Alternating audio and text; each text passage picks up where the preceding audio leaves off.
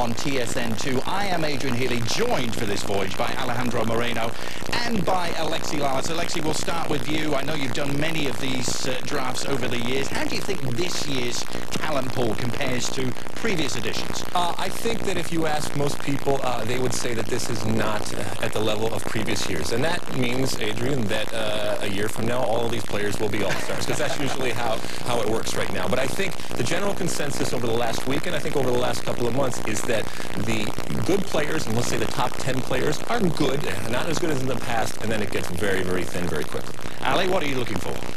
Well, you look at all this information that we have, everything, all the research, the GMs, the coaches, the technical staff, they've all seen these players.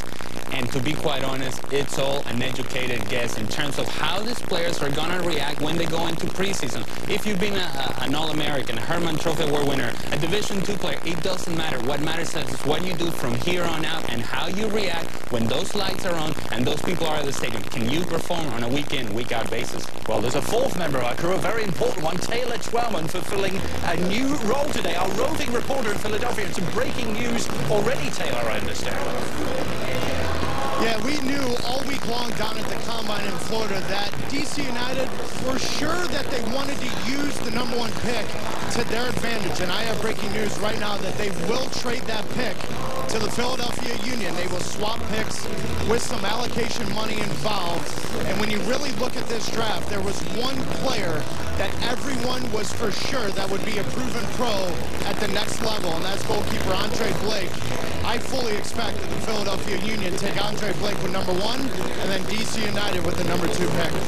Thanks very much, Taylor. Literally, as we came on air, those two teams leaving it to the very last minute to swap top two spots.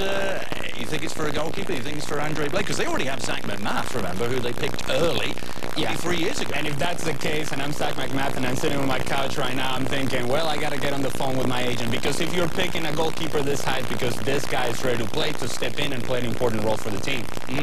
Well, like all drafts in any sport in North America, there are some rules and there are some orders. Generally, you finish low, you pick top. That's why DC United were top, but Philadelphia just swapped with them as we see the order for the first round of this 2014 MLS Super Draft. Vancouver will be free. New England Revolution have moved up as well, as they did a year ago, to pick #4. Dallas rounding out the top 5. Now, what about the rules? Each team has 4 minutes to make their selection. Each team can also make a total of 1 5-minute timeout, up to them when they take it. Draft order inverse of the 2013 finish. 4 total rounds, only 2 of which will be today, and we will cover, of course, both of those rounds in the next 3 hours right here on ESPN News. So Philadelphia and DC United switching spots. That is the news. We thought Steve Birnbaum, we thought Andre Blake would be the potential top 2 picks. Chris Dean also in the conversation, another Cal defender. Alexi? Yeah, I still think they'll be the first 2 picks. I think Andre Blake will go #1, and I think Birnbaum will go #2. I mean, this is all just flowing information. My phone's buzzing over here. I got all sorts of stuff going on, but this is part of the fun of the draft. And as I always told when I was working with teams, I always told the staff, look, if you can get one guy that makes an impact, whether that's a starter or a guy that's consistently coming off the bench, I think you've done your job, and I think that that would be a success in any draft.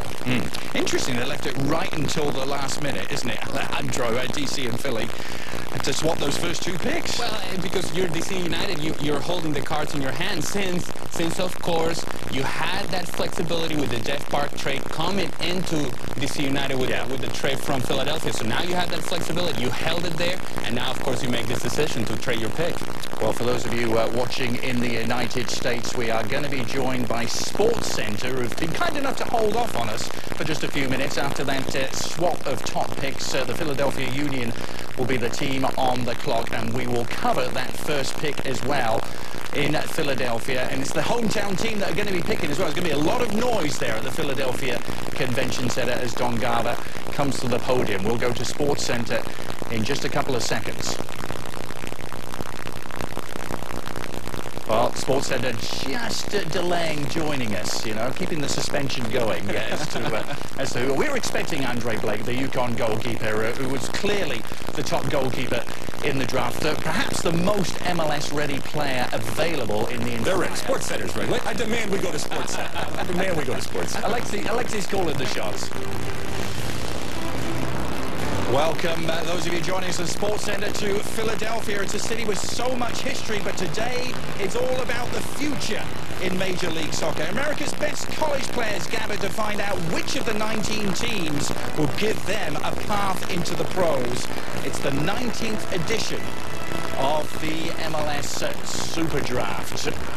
As we welcome you into our studios here in Bristol, Adrian Healy with Alejandro Moreno and Alexi Lalas. We're going to stay with live pictures in Philadelphia because there's been a trade, and DC United and Philadelphia have swapped their top two picks. It's going to be Philadelphia, the hometown team in this draft, who will be picking first. But it's been a big week already, hasn't it, in MLS? So the future looking increasingly bright, Alexi, with the return of Michael Bradley.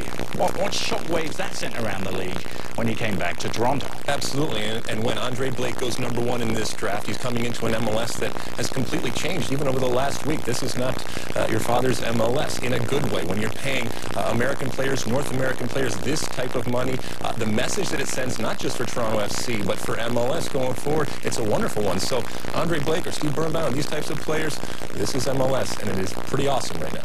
And we were preparing for a DC United first pick just minutes ago. It's now Philadelphia, Alejandro. What do you feel they're going to do with it? Well, I think they're going to go with Andre Blake. What I've been told is that Philadelphia will pick the best available player, and I think it's a consensus that the best available talent in this draft is Andre Blake, the goalkeeper from UConn. Of course, that puts a lot of pressure on Zach McMath. Well, we were all teed up for it to be the first time in 10 years that DC United had the #1 pick. They took Freddie Adu a decade ago. How much the league has changed since those days, you feel. But that late switch, and Philadelphia and DC, the local rivals, switching places, going 1-2, 2-1. Philadelphia Union are the team about to announce the #1 pick. Here's MLS Commissioner John Garber. Okay, I want to welcome soccer fans throughout the United States and Canada on ESPN SportsCenter and TSN. And boy, we have an exciting way to open up the 2014 MLS Super Draft. DC United had the first pick, Philadelphia Union had the second pick. DC United has traded the first pick to Philadelphia, who now has the first pick. And with the first pick of the 2014 MLS Super Draft, the Philadelphia Union pick a member of Generation Adidas and the University of Connecticut, goalkeeper Andre Blake. Welcome, Andre.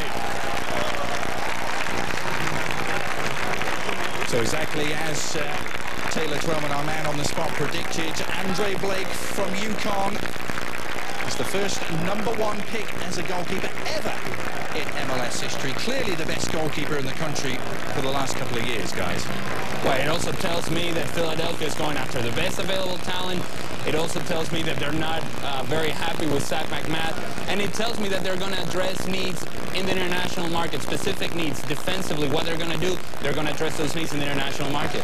And you're looking at a player right now, one of the few players in this draft that can step in and start right away, and that's why he was so sought after. Big Beanie Man fan, king of the dance hall. Nice. Oh, yeah. Oh, yeah. I had a talk with him the other day, and his hair, he had taken out his dreads in the front. It was all over the place. He said, don't worry. By the time I get to the draft, it'll be looking fine. Andre Blake, already part of the Jamaican national team picture, so he will be a member of the Philadelphia Union moving forward. We will continue coverage for the next 3 hours on ESPN News of this MLS Super Draft. Back to you for now at SportsCenter. And welcome back on ESPN News, if you didn't go away, and also on TSN2 in Canada. So just time to digest what we've seen already. Philadelphia Union taking Andre Blake. Is he going to be starting straight away? I mean, is it a case of him and Zach McMath battling for that starting role, do you think? Well, I think there will be competition, but let's be quite honest. If you're picking a goalkeeper at number one, if you're reaching for a goalkeeper number one and you make this trade, I think you have him in your plans as potentially the starting goalkeeper from day one. That's the way I would do it if I were general manager. That's the way I would do it if I were a coach. If I think this guy is good enough to be picked number one, he's going to be my starting goalkeeper. There's no question about it. And Philadelphia already had made that switch defensively, hadn't they, with DC United? Those two doing a lot of business in the last 48 hours or so, Alexi. Absolutely, and you know, as you said, they already recognize that this player as a goalkeeper is here. And if he's here right now, think of where he's going to be in a year. Now, this is all potential, and it creates a goalkeeper controversy. It creates competition. That's something that they want. You know, when I sat down and talked to Andre Blake, he was very, very confident. He was very composed. I think he believes that he can succeed at this next level. And we talked about a lot of different stuff. Talked about stuff on the soccer field and what he thinks that he can improve on in terms of leadership, in terms of commanding the box. He already does a very, very good job. And then we talked about stuff off the field. And did you know he's a big cook? Is that right? Oh, absolutely. Rice, peas, and chicken. Well, basically, a good cook. Very good cook. Okay. Well, we do have a fourth member of the team, Taylor Twelbert, who broke the news of the trade. Taylor, let's go back to you. Have you got something else that's developing there in Philly? Well, keep in mind that DC United all week long was throwing it out there at the Combine and leading into the Combine that they were interested in dealing the pick. Last-minute negotiations, and I mean last minute, was with Vancouver Whitecaps. And Vancouver has made it known that they are in desperate need of a goalkeeper. But John Heckworth and his staff in Philadelphia were so impressed with how clean Blake was with his communication out of the back. That is something that Zach McMath desperately needs to work on. I'm not sure Blake comes in right away with Philadelphia and starts, and that's where I disagree a little bit with Alejandro. But let's be honest, guys, when was the last time, if ever, that Zach McMath had competition? He was a rookie following Farid Mondragon. That is the last time. They now get competition, and now the onus in the second pick goes to DC United, where they will take Steve Birnbaum. They were so impressed with how good he was in his interview. And Alexi, I know you'll love this. As a center back, he scored 10 goals his senior year as a center back. He was a monster on set pieces. I fully expect DC United to take Steve Birnbaum with the second pick. So Taylor's prediction, Steve Birnbaum of Cal going to DC United. Let's find out if he is right. Send it back to Don Garber. This is DC United picking number 2.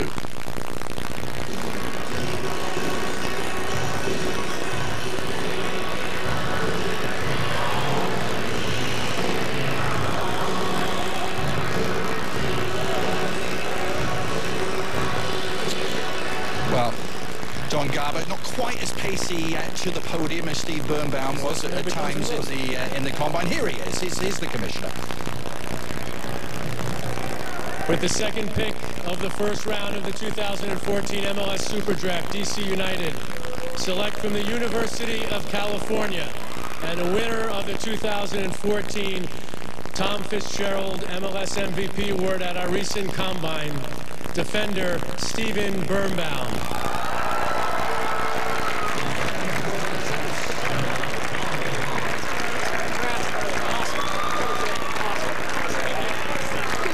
So it is indeed Birnbaum from Cal who will become a DC United property, considered the best defender in the nation this past collegiate season. Very polished, most MLS-ready outfield player, according to many protagonists, Alexi, in this draft. Yeah, he's the real deal. You saw him there kissing his gam-gam. Talked about that with him, and his single mother, Peggy. Oh, he was just absolutely so proud of, and right now both of those ladies must be very proud of this young man, because I think he's got a real future. Composed in the back there, understands the game, doesn't get flustered. I think has used his 5 years in college soccer to get better. And certainly his ability in the air, and as Taylor said, his ability to score off the set pieces. Gotta love that. And Ali will be joining a completely revamped DC United defense with the likes of Boswell and Park and Franklin back there. Yeah, no real shock here with Steve Birnbaum. He's going to give this team depth in that back line. I think we mentioned the fact that Bobby Boswell is not getting any younger. I do believe that Steven Birnbaum then gives this team versatility defensively. It's a safe, smart pick for DC United, and they've used the number 1 pick very well in trading down and knowing that they were going to be able to get that defender in the second pick anyways. As you can see, Birnbaum was the Herman Trophy semi-finalist. We still have the Herman Trophy winner, Patrick Mullins, available. Many consider him to be a top 4 pick. Let's look at the team on the clock now, the Vancouver Whitecaps, gentlemen, with their first pick. You mentioned they were desperate for Andre Blake, weren't they? They really have a hole at goalkeeper. So which direction do they go in now under new coach Carl Robinson and one of many teams who've made a coaching switch in this offseason, Ali? Well, they can go in many directions, and Carl Robinson, of course, transitions are always tricky. And it was a situation there where perhaps they lost a couple of players in terms of they didn't know what the roles were with Darren Mattox, for example. So how are they going to use Mattox? Is Carl Robinson going to have Mattox as part of the plans going forward? They need a right back, and because obviously Janvier Lee has retired, but I'm not sure that they're going to reach for a player. So I do believe that attacking player Patrick Mullins may be an option for them. And they got this whole mess to sort out yet as well, Alexi Camilo. What's going on with him? He said that I don't believe in options, and he went, and you can see him there with his jersey on down in Mexico. Yeah, Querétaro. Isn't that nice? If you're a fan of Vancouver and you see this picture of your star player wearing somebody else's jersey, he's forced to move. I mean, he's basically, him and his agent have forced to move because it's untenable right now. He scored a lot of goals. He was exciting, wonderful player to watch in MLS. If he's not in MLS, and it looks like they're going to have to sell him at this point and figure out a way to get a deal, that's a loss, because just because you get money or just because you do a deal doesn't mean that you replace him with a quality MLS goal scorer, and there is a difference. MLS goal scorers, they are specific and they are unique. How does this happen, though? I mean, in what has been a great week for MLS, Camilo is a real black mark, isn't it? And is it anything to do with the setup and the single entity structure in MLS that this can happen? Camilo literally just walking away, it seems. Well, and it's also perhaps a lack of understanding on the part of Camilo and his agent in terms of what is it that the way that MLS works and its structure. But to be quite honest with you, I don't fault him in that there was an opportunity for him to go elsewhere where he was going to get a better contract, and he has essentially, as Alexis said, forced to move. Well, Vancouver, a team in their 4th year now in MLS. Expansion team 3 years ago. They finished 7th in the West last year, 3 points outside of the playoffs. That did it for Martin Rennie. He made way after 2 years in charge. A lot of changes as well. And one of those needs, goalkeeper, we think is not going to be addressed by this pick. But let's see who Vancouver do take at number 3. Back to the commissioner, Don Garber in Philadelphia.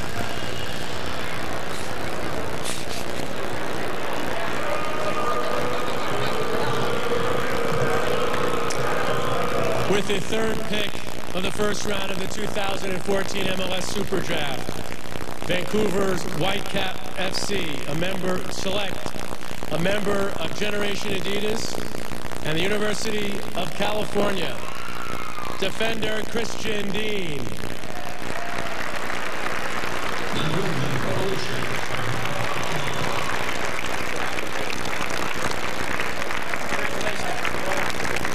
So it's back-to-back defenders from Cal.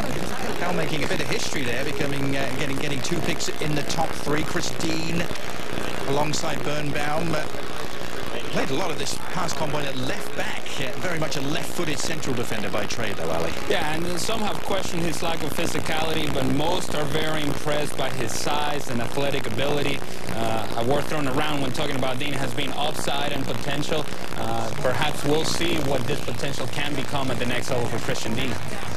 Has all the tools to be a star, Alexi. Absolutely, and he's moved from that left-back position into the center-back position where he's much more comfortable. I talked to his coach, Kevin Grimes, who told me when he's surrounded by players, he's better off than when he has a sideline out there. But I think this does show a situation where this is a work in progress. This is not a player who can come in right away. And even Kevin Grimes, his coach, said he's going to need some time. We've seen Vancouver in the past go with young, inexperienced players that need some time. At some point, they have to mature. Is this the place for him? But certainly a guy with all the tools. And by the way, he loves to make crepes. That is one of his specialties. And he's a longboard surfer. Pacifica. That's where he goes. They've broken from recent tradition, Vancouver. Kekute Mane, Eric Hurtado, Darren Maddox, Omar Salgado. It was all forwards in recent years for the Whitecaps, but they have taken Dean. It is New England coming up next.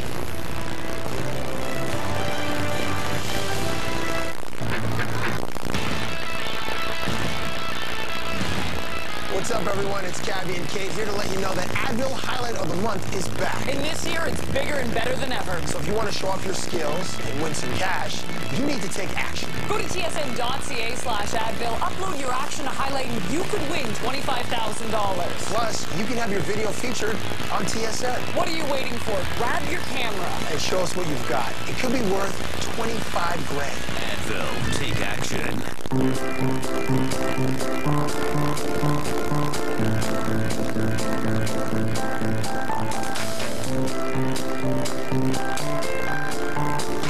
It takes something really special to pause life, even if it's for a moment.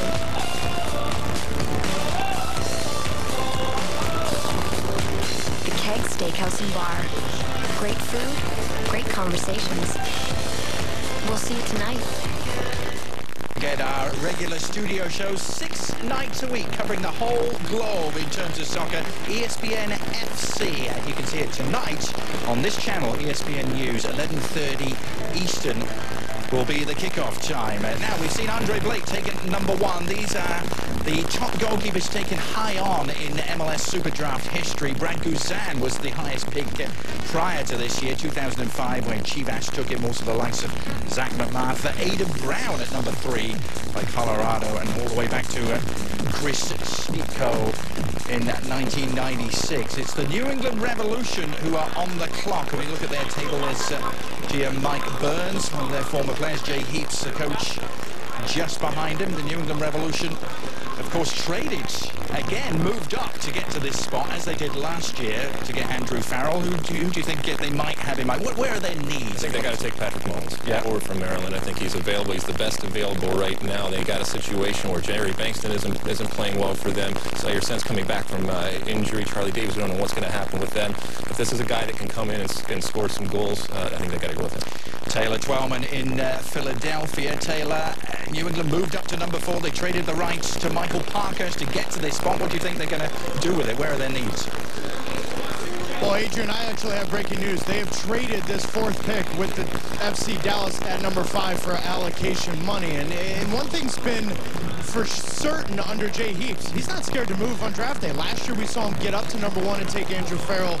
This year they traded the rights, like you said, to Michael Parkhurst to get to 4.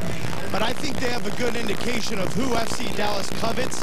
They know who they want with that 5th pick. And I think they'll get that guy. And I think FC Dallas, they need help up front. Eric Hostley hasn't been very good. Blas Perez hasn't been good. So I'll foreshadow a little bit of Patrick Mullins with Alexi said, but it's going to go to FC Dallas, not the New England Revolution, as they swap picks and a little bit of allocation money.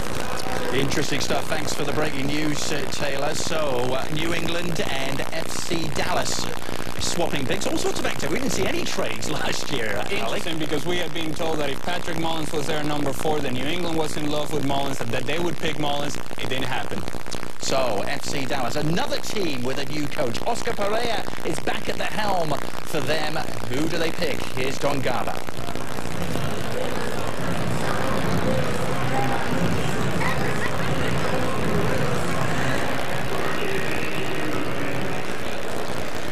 With the 4th pick of the 1st round of the MLS Super Draft, the New England Revolution select from Georgetown University, forward Stephen Newman.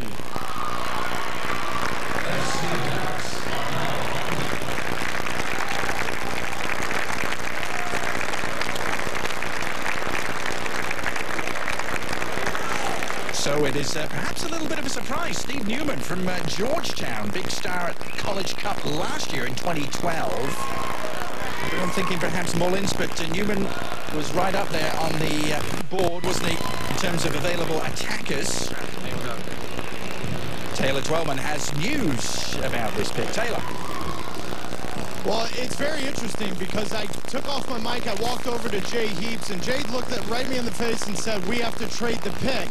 But there was a last-minute revelation that I think FC Dallas said they were going to take Newman. And so before that trade finally went through, the New England Revolution pulled out because they wanted Steve Newman. Newman reminds Jay Heaps a lot of his old teammate Pat Noonan, technical player, very smart in making those decisions in the final third.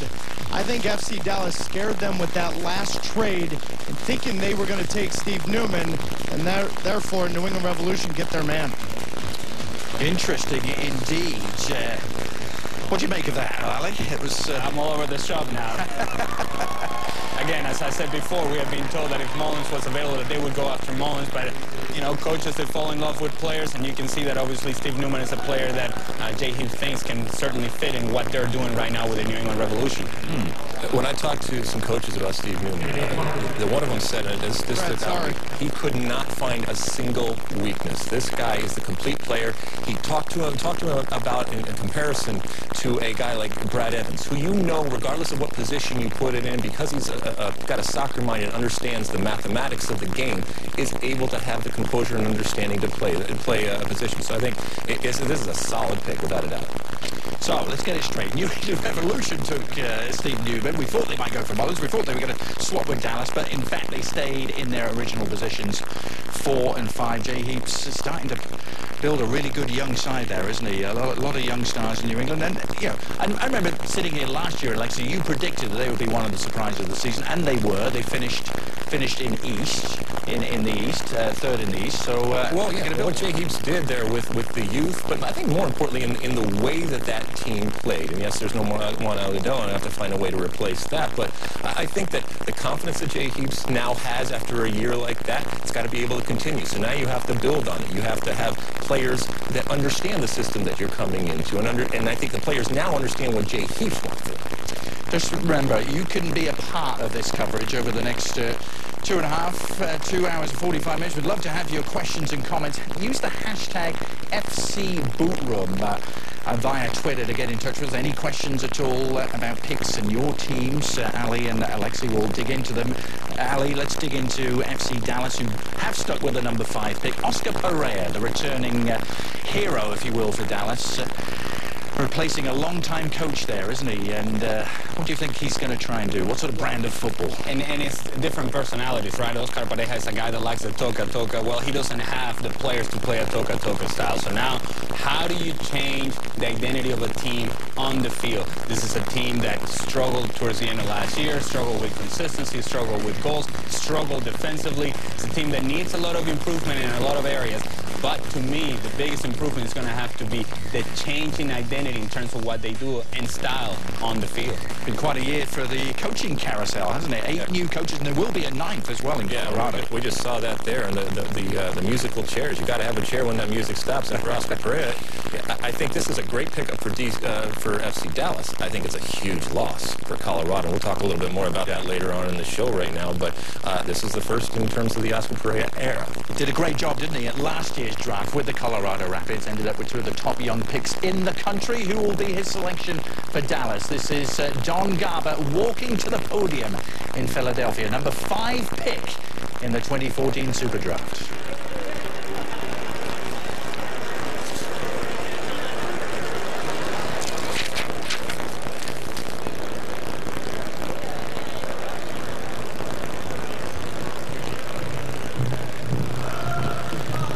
FC Dallas has called a timeout. So that's a 4-minute timeout. But you don't have to take all the 4 minutes. FC Dallas still on the clock.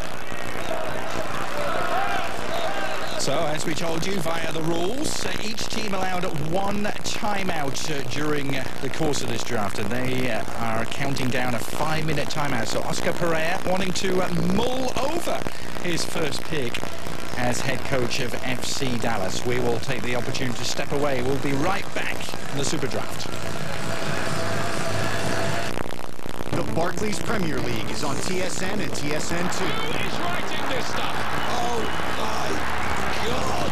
With up to 5 matches a week. And that is how to write your name all over a London derby. There's multiple ways to get your footy fix. Great goal! One day there will be a Hollywood movie about this. Man City Cardiff. Chelsea Man U.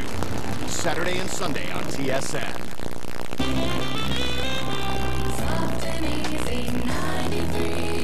Yeah! All mellow all the time! Woo! Put a little kick in your snack with the spicy buffalo chicken snack wrap.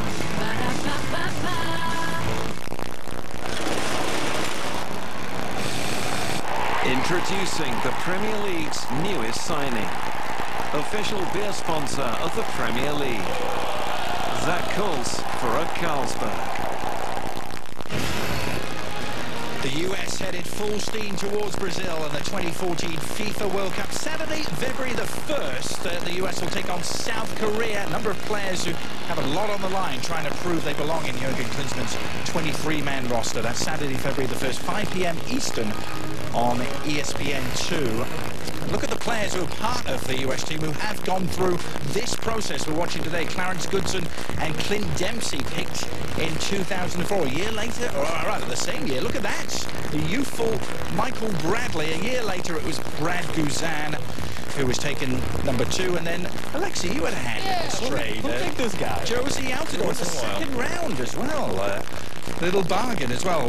MLS Super Draft 2014 looking like this so far. Blake Birnbaum, Dean and Steve Newman are the players who have been taken. FC Dallas, as we welcome you back in, are the team on the clock. Oscar Pereira taking over from Shellis Hyman, and it was in a way, a very weird last year for Dallas, wasn't it, Shellis Hyman? For perhaps the first 3 months of the season, they were the class of MLS. They only lost once in their first 11 games, and then what happened?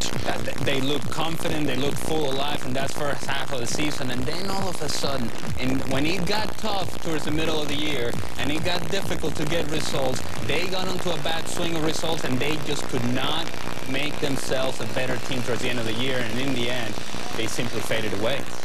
And a lot of kind of the old guard and some of the younger players have gone as well, Alexi, as well as the coaching change. David Ferreira, Ramon Nunez, Jackson has gone to Toronto FC. Kenny Cooper, after just 1 year back in his hometown, he's gone to Seattle. So it's going to be a pretty different looking team already for Oscar Pereira. Yeah, Jackson, you lose speed.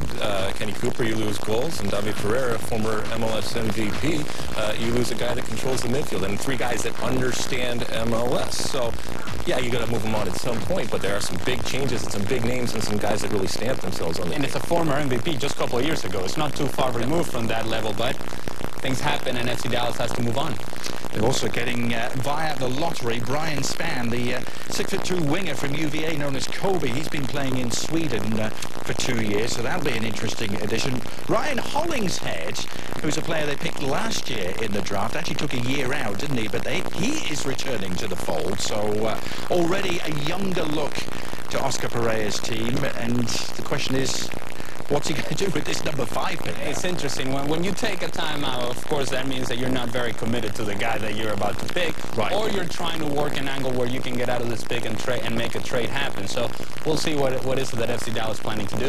Who's going to score goals for them up front? Hasley struggling, Blas Perez, Kenny Cooper gone. So I just want to make something clear. Earlier when we had reported that trade happening between FC Dallas and the New England Revolution, there was some discrepancy, and there was a lot of talk going around right now. I think it'll probably come out later on as to what happened at that moment. It'll probably be a much more interesting story than some of the stuff that we're talking about today. But this is the type of stuff that happens on the draft floor. People saying something, wanting to do things quickly, and it's a constantly moving type of... And already I'm feeling it's a stark contrast to last year. Here's Don Garber with Dallas's pick. All right, well, the timeout was productive. The Montreal Impact and FC Dallas have swapped picks. And with the 5th pick of the first round of the 2014 MLS Super Draft, the Montreal Impact have selected a member of Generation Adidas and Creighton University, defender Eric Miller.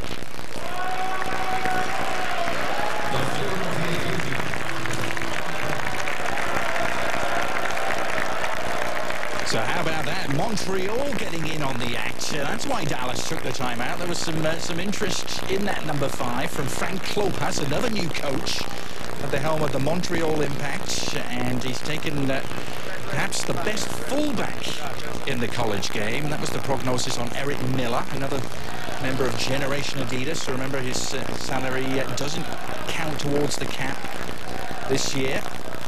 What do you make of that selection by Montreal, Alexi? Generation Adidas always increases the value of a player because of the roster ramifications, or the lack of roster ramifications. Solid player, has played with youth international level, so he understands that. Gets forward, has an understanding. I actually went out and trained with him when he was with the under-20s with Tab Ramos, and he was nice enough to tell me that he did not make me, unlike some of his teammates during our 5 years. So you trained? I did, yes. How was that? It was phenomenal for them. Hey, he was part of the U.S. under-20 roster, wasn't he, at the World Cup this past summer in Turkey? He didn't play, but shows you his pedigree. Yeah, and you mentioned it, Adrian, a guy that perhaps is thought to be the best fullback out there, a guy that will fill a role right away. He has struggled with injuries, and that may be a concern for the Montreal Impact, but obviously they feel very strongly in making this pick. And when we said it, if FC Dallas had taken a timeout, that meant that there were some things going on behind the scenes. And the best available wide player, I think. Yeah. So much attention at every draft, always focused on the #1 pick. Andre Blake becoming the first goalkeeper ever selected at top of the draft. He's standing by with Taylor Twyman. Thanks, Adrian. Andre, you're the first goalkeeper ever to be taken with the #1 overall pick. How much pressure do you feel now going to the city of brotherly love? I mean, being picked #1 overall, there's a lot of pressure. But being a goalie also, there's a lot of pressure, so it's nothing that I can't handle. It's something that I've been doing for quite a while now, you know, and going into Philadelphia, which seems like a great fan base and a great place to be. I'm going in to compete against a young goalkeeper, but I just want to take everything one step at a time. You know, I want to go in, earn my respect in the locker room, earn my respect on the soccer pitch, work as hard as I can, and then I leave the decision to the coaches. Andre, when did you find out that you were going to be the #1 pick? Because you looked pretty surprised when you found out. Yeah, I mean, it was a big surprise to me. I had no idea. I was thinking maybe #2 and maybe #3, but I really didn't see #1 coming, but I'm very happy for that right now. I wish you the best of luck, my man. Adrian, one thing's for certain, Philadelphia got a pretty good one. Indeed, they did, Taylor, with Andre Blake, the #1 pick. He'll be battling Zach McMath for that starting role under John Hackworth and the Philadelphia Union. Already, I got to say, craziness compared to last year. Last year, Alexei, nobody was making any trades. Nobody was switching. Why the change this year, do you think? There is an air, literally air, in the room where a draft happens that makes people go absolutely batty, and they do things that they would never do on a regular basis in normal air. But it's good because everybody's in there, and the opportunity to make moves. And a lot of times, you will see something, and either coaches or GMs, technical directors, they'll panic. That player sometimes looks that much better under the lights of the draft. So Andre Blake belongs to the Philadelphia Union, who have the next pick as well, #6, although I believe there may be an announcement forthcoming from Don Garber. Let's throw it to him. The Philadelphia Union are taking a 5-minute timeout.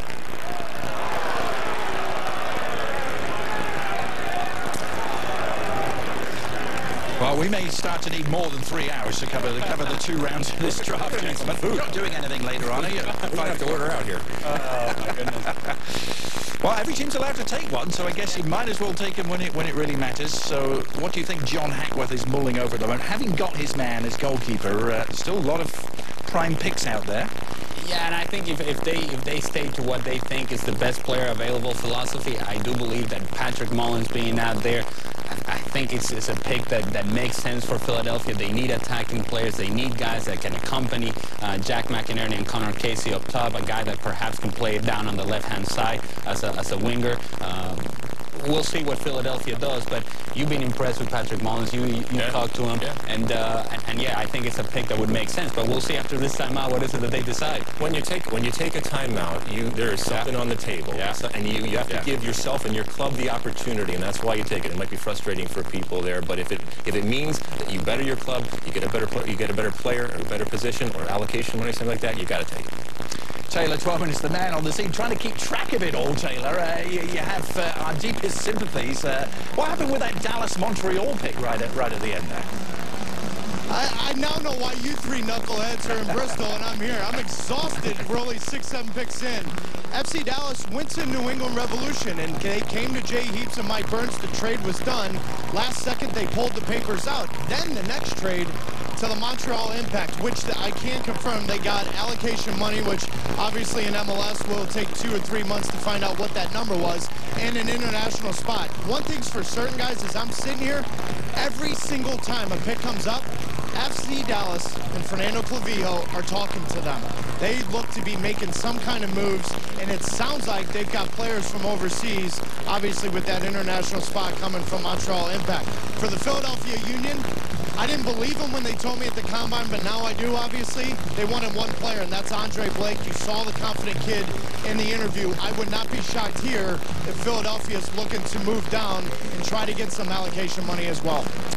Interesting, Taylor. Allocation money. We hear it so often, Alexi. Maybe you can put your GM hat on us and reveal, lift up the lid a little bit on allocation money. Hold on. Why don't we ever hear? Let me take some notes on that. Involved. Look, there's got to be a reason. There are rules in MLS.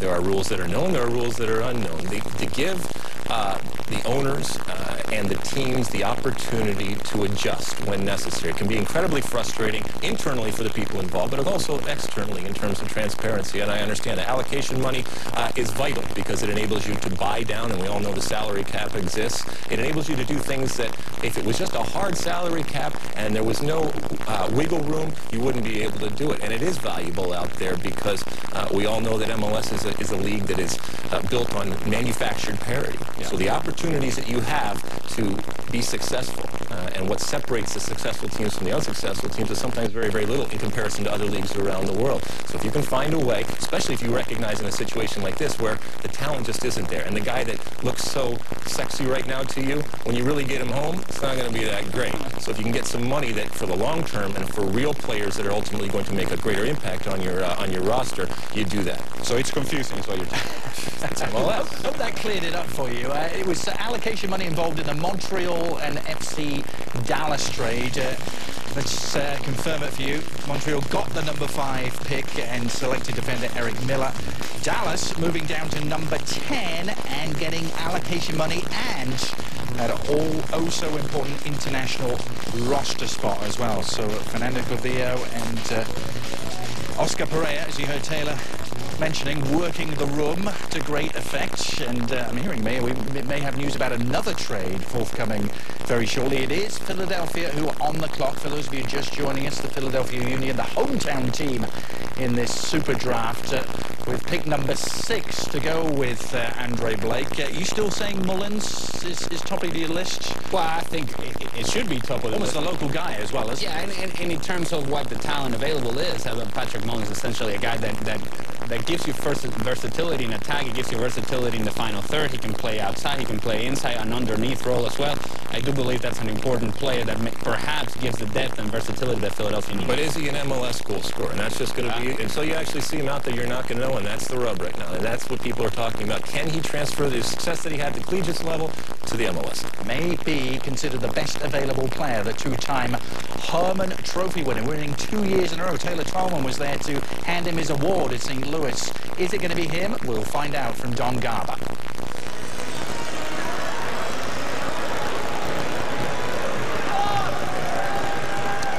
During that timeout, the Philadelphia Union and FC Dallas swapped picks. So with the 6th pick of the first round of the MLS Super Draft, FC Dallas selects from the Colorado School of Mines forward Tesho Akindele.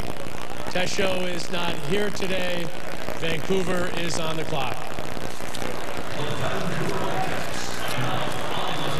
The Colorado School of Mines. I've been looking forward to singing their praises. Only one former player in MLS came from that esteemed establishment, Craig Thompson from DC United. But Tesho Akindele, who's been a prolific goal scorer, the most prolific scorer in the land, I believe, albeit a Division II school.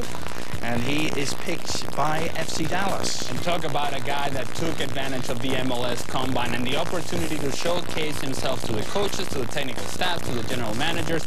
Clearly made an impression. A guy that perhaps was not that well known coming into the Combine, but certainly had outstanding performances. And there's no other way to say it. His stock continued to grow. Yeah, but look, Colorado. Hometown Colorado. College, Colorado? Who was the coach of Colorado? That would be Oscar Pareja. Exactly. So listen, if you are doing your work only in those 3 or 4 days in the combine, then you're doing a disservice to your club. You have to be able, in this day and age, you have to be able to track these players. So Oscar knows something. Yeah. He likes him. He doesn't care what anybody else says. He doesn't care what the lists are out there. He doesn't care what the pundits say. He likes him as a player. And this is, I guarantee that this isn't just throwing something against the wall. This is based on something that's happened over a period of time of tracking and an understanding and something that he's seen. And it talks about it points to the impact of not having Oscar Pareja with the Colorado Rapids that you mentioned earlier. He apparently was one of the most in-demand players at the Combine. 7 different clubs wanted to interview him on Monday. Tesho Akindele belongs to FC Dallas, which puts the Vancouver Whitecaps back on the clock with their second pick. New head coach Carl Robinson. A lot of question marks facing him coming in. It was a weird off-season, wasn't it, for Vancouver? Question marks still remaining over some key players as well. Jay Demerit, Nigel Reo-Coker, and we already talked about Camilo and his straying from the fold. Yeah, we've talked about Camilo, and there's no question bigger than Camilo's and based on what that situation will come about. Jay Demerit, how is he going to come back from what was a very difficult injury? The situation with Nigel Reo-Coker is interesting as well. But to me, the Vancouver Whitecaps are a team that seemed to have improved at some points during the year last year, and then but there were other points where perhaps they were making the same mistakes that continue to force this team to lose game after game and continue to make them be a team that stays out of the playoff picture. And now you're dealing with a young, inexperienced head coach in Carl Robinson, who maybe he'll be good. I mean, we talked about Pecky in this position, where he wasn't necessarily the first. Yeah, they kind of went around and they talked to different people, and Bob Bradley's name was floated. Frank Yallop, too, for a long time. All these different. And by the way, that is a plum job. That organization, what it is in terms of the infrastructure, in terms of the community, that is a plum job. And Carl Robinson, you just got given a gift, but now you got to use it, and now you got to go out there and you have to do it without those touchstones that coaches have after they've coached year after year after year in a very, very difficult league, in a very, very difficult conference. One of the big head scratches about the Whitecaps for me, Ali, last year was how can a team with so much firepower be a little predictable? And it weren't exactly high scoring. Darren Mattocks was kept under wraps. Whoa! I know, we barely saw him. This is a guy that when he's on the field, he seems to have something different than the other players in the final third. There's a certain speed, there's a certain swagger about him, there's a certain confidence about what he does. But that confidence seemed to slip away in his relationship with Martin Rennie, or Lagbero for that matter. And Darren Mattocks was not the impactful player that Vancouver Whitecaps thought that he would be towards the end of last year. But you got to manage him. This is a absolutely perfect example of a player that you have to know when to pat him on the back, and you have to know when to kick him, you know where. And when he is on the field, even now, he's still a young player, hasn't been in the league a long time, but even now, when he's on the field, he creates problems, not just necessarily with the actual dribbling of it, but you have to know where he is, because there's potential for him to do something great at any given time. And there's not a lot of players in MLS that have that. So having him on the field, having him right up here, as well as with his legs, that's important for Vancouver this year. With the 7th pick of the first round, the Vancouver Whitecaps select a youth international player from Portmore United in Jamaica, midfielder Andre Lewis. Andre's still down in Jamaica. Congratulations, Andre. Well, Andre Lewis, a man that really caught the eye of all the international players invited to the Combine. Remember, this isn't all just American college players. Like a few international talents sprinkled in the field. And Lewis caught the eye, a tricky playmaker, lots of passing and dribbling. Actually trained the New York Cosmos, didn't he, for the last 3 months? Yeah, I think this is the way that this Combine, this draft is going to go in the future. You're going to see a lot more international players. We obviously know the impact that the homegrown situation has had on the draft. This kid, I tell you what, as soon as anybody saw him, this is a kid in the Combine. He understood. He came into a unique and new type of situation. He understood exactly what he wanted to do out there. You know that he's a huge fan of Da Vinci. Yep. I asked him to describe himself. He said, I'm a cool guy. He also said that growing up, there were times when he only had 1 meal a day.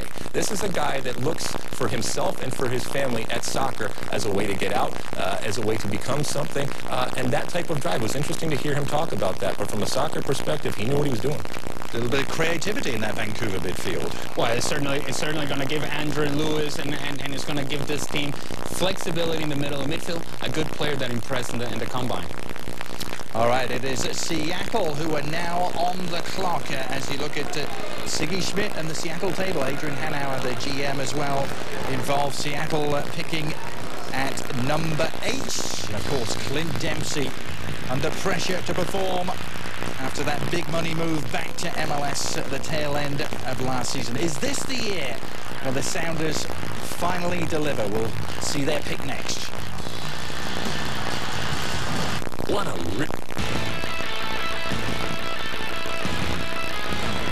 What's up, everyone? Cabby and Kate here to let you know that the Advil Highlight of the Month is back. And this year, it's bigger and better than ever. So if you want to show off your skills and win some cash, you need to take action. Go to tsn.ca/Advil, upload your action highlight, and you could win $25,000. Plus, you can have your video featured on TSN. So what are you waiting for? Grab your camera. And show us what you got. It could be worth 25 grand. Advil, take action. All crossovers give you room for stuff, but the Chevrolet Equinox has a multi-flex sliding rear seat to give you the most rear seat legroom of any 5-passenger vehicle in its class, plus an amazing amount of cargo room, total flexibility for both, to ingeniously carry people and their stuff. That's what happens when you find new roads. And now, introducing Chevrolet Complete Care, making peace of mind standard. Well, welcome back to Philadelphia, the 2014 MLS Super Draft. You're looking at the green table. It has to belong to the Seattle Sounders. Siggy Schmidt is still the man in charge heading into their 6th year now. They finished 4th in the West last year. They lost in the first round of the playoffs so disappointingly to their big rivals, the Portland Timbers. Still only won 1 playoff series in 5 years.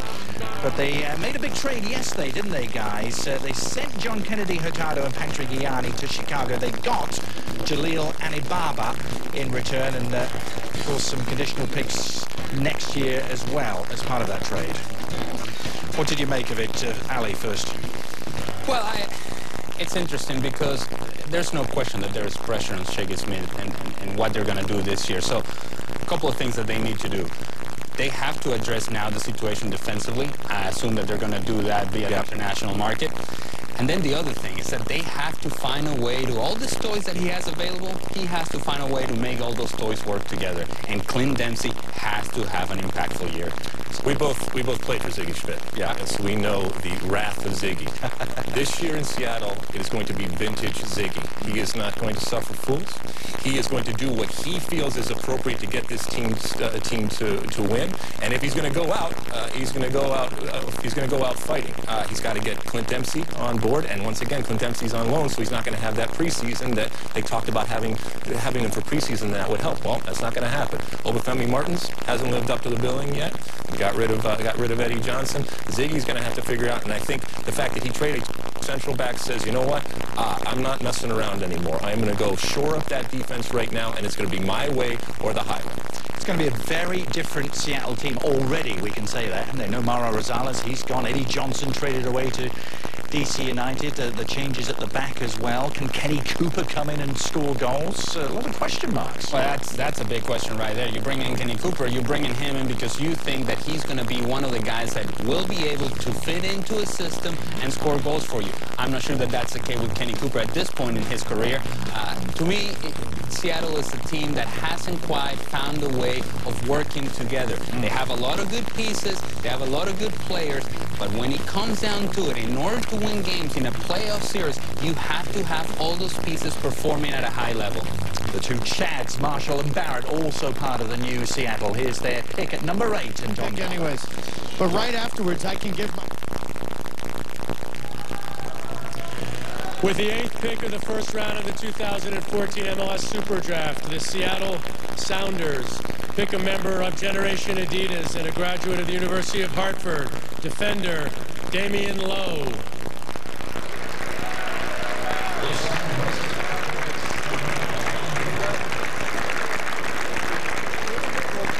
First player from the University of Hartford selected since Rob Yakum was taken all the way back in 1997. The ex-teammates of Alexi Lalas with the New England Revolution. Remember him? Damian Lowe, interesting story, son of Anandi Lowe, who Jamaican international who played briefly in MLS back at the turn of the century and kind of a last-minute Generation Adidas signing, wasn't he, Damian Lowe? One of the last players signed to the GA contract. Yeah, and for people that maybe don't understand this Generation Adidas distinction has happened every year, and now it's called Generation Adidas, and it's a handful of players that you are wanted. You are wanted badly by somebody out there in the league, and they sign these contracts ahead of time. They don't count on the roster, and so therefore they're very, very valuable. And that's why a lot of times you'll see them go, and sometimes you'll see them go even above better players. This is Ziggy just trying to, as we said before, find some guys that are going to come in and shore up that defense. Let's send it back to Taylor Twellman in Philadelphia. 8 picks in, and Seattle going defensively, Taylor. Yeah, and I don't find that a surprise at all. Hurtado and Ianni are gone. They bring in Anibaba. They also go the Generation Adidas class for one reason. He doesn't count against the Sour Cat. They made that move with Hurtado and Ianni going to Chicago. They have their eyes on Marco Papa, who's returning from overseas back to MLS. And they need allocation money. They need Sour Cap. But guys, what was very interesting, another last-minute decision by the Seattle Sounders. They were in trade talks with the New England Revolution. It had almost looked like they had a trade for Steve Newman. However, last-minute decision from the Seattle Sounders. They move on. They get their generation depth player at center back. And I think they're going to be big players in the Marco Papa sweepstakes. Indeed, Papa, a name that we've heard a lot of over the last couple of weeks of them being interested. Damian Lowe will be their man, though, at number 8 at the back. Let's switch on to number 9 and San Jose, another team who are looking very different as well in terms of the comings and goings, the players who are still available to them. For Mark Watson, these are the players who have gone. Justin Morrow was shipped off. Rafael Backer as well, now in Mexico. Marvin Chavez traded away. These were all important players for the Earthquakes. Yeah, I'll tell you what, the loss of Marvin Chavez to me is the key one because he gives this team a change of pace down the side, down the flank. And now you can have your Bash brothers, you can have the Goonies, and those are all cute stories, but you need a guy who stretches the defense, either down the flank, coming inside, or getting in behind the defenders. And this player is no longer with the San Jose Earthquakes, and I don't think they have that player currently available in their team. It was an interesting year for them, wasn't it? Frank Yallop, of course, starting the year in charge. They had a real surge, Alexei, under Mark Watson, very nearly made the playoffs right at the depth. But as so often when we talk about San Jose, it's about Chris Wondolowski, isn't he? And he didn't score as many last year. Still a vital player for them. I mean, it's hard. Obviously, he went through an incredible time when we see there in 2012, scoring 27 goals. You're never going to repeat that, but certainly that fall-off contributed to the problems. You got Mark Watson. Here's a guy that took over for Frank Yallop. Did very, very well when he took over. Sometimes it's easier for an assistant coach to come in and kind of do the opposite of what the head coach, because he's been able to see what hasn't been going right and make some tweaks right on. Now this is Mark Watson's teams for this year. Next year, who knows? Because there's a new stadium coming online. Mark Watson has an opportunity here because if you're in San Jose right now, this is a year where things are going to happen, but next year is the year for San Jose when they open up that stadium, and you want to be part of that organization when they open up that stadium. For Mark Watson, he wants to be part of that organization when they open up the stadium. Who knows what's going to happen, because if it doesn't go well this year, they'll start anew next year. The Supporters Shield winners in 2012 under Frank Yallop. This is San Jose and Mark Watson's first pick as a head coach.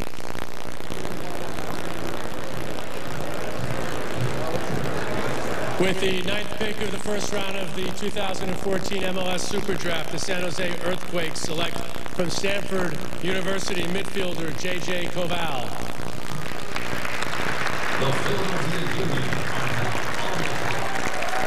So J.J. Koval from Stanford. He'll be staying local, won't he? Hit by the San Jose Earthquakes, a box-to-box midfielder, described as somewhat of a player in the Kyle Beckerman mode, Alejandro. And that's not a bad mode to be a part of. And this is a guy that obviously there is some familiarity with him playing in Stanford. Obviously, there's close distance with San Jose. I'm sure that they've seen this player many times. And I tell you what, you want to talk about a nugget of information? You like this. Alexei, this guy was part of the movie Kicking and Screaming with Will Ferrell. Really? I don't know if that's going to be part of this video. Can you break that down for me? Okay, that's great. Can he keep the ball? He can. Get the ball to the guys up there that can score. That's ultimately what it's going to be about. But as you said, having a guy in your backyard that you can track not just for 1 year, but 4 years, and to see his progress and to see his evolution, because there's a lot of college guys that after a year or two, that's it, they plateau, and there's nothing happening there. They obviously feel that this man right here has the opportunity to continue to get better, and in a unique setting and in a comfortable setting like San Jose. Got something else for you on J.J. Gravel. His grandfather, Gordon Gravel, played offensive tackle for the Pittsburgh Steelers in Super Bowl 9 and Super Bowl 10. That's not better than kicking and screaming. He has got some pedigree, J.J. Gravel, belonging to the San Jose Earthquakes with pick number 9. This is the 2014 MLS Super Draft, and the Philadelphia Union are back on the clock, the hometown team, with pick number 10, and we will have that for you when we return our continuing coverage. What happens when you combine the best coverage with the best available power and the best available fuel efficiency? You win the Automobile Journalists Association of Canada Award for the best new pickup. Incredible thinking, the best practice of professional grade. And now get over $7,700 in total value when you lease a GMC Sierra with SLE Premium Package. That's professional grade. We always dreamed of living on a farm. So once the kids were out of the house, we went to TD to talk to our advisor. She didn't sugarcoat it and gave us a realistic plan. Before we knew it, we got our dream farm. It took a little while to figure out, but eventually we got the hang of it. Didn't think we'd be doing this again. Let's find a way with straightforward advice. Speak to a TD advisor today. The world we create energy in is the same world we create energy for. Which begs the question, can the energy that keeps us moving, the energy that brings us together, the energy that drives our economy, quality of life, and well-being be sustainable for generations to come? We're Canada's largest energy company, and our answer is yes. Come and see what yes can do. A woman carrying grocery bags enters a sun-filled kitchen. Is anybody home? She spies a mouse on the counter. She drops her groceries. A woman carrying grocery bags enters a dimly lit kitchen. Is anybody home? A masked child scares her. She drops her groceries. Did you see the difference? Not everyone can. That's why we have Describe Video for people who are blind or partially sighted. To learn more, visit AMI.ca or call 1-855-855-1144. Brought to you by the Canadian Association of Broadcasters. With the first pick of the first round of the 2010 MLS Super Draft, the Philadelphia Union select from Oregon State University, Danny Mwanga. So that was the last time the MLS Super Draft was held in the city of brotherly love. Danny Mwanga taking that number 1 by the Union, their first ever pick in the draft. And the Sons of Ben are here in full force. Their team are on the clock. They're about to make their second pick of this draft. They had the number 1 pick, took Andre Blake, the goalkeeper, and Philadelphia also had pick number 10. Here's Commissioner Don Garber. Okay, folks, another trade. Philadelphia Union have made a trade with Toronto FC. And with the 10th pick of the first round of the 2014 MLS Super Draft, Toronto FC select from Xavier University defender Nick Hagelin.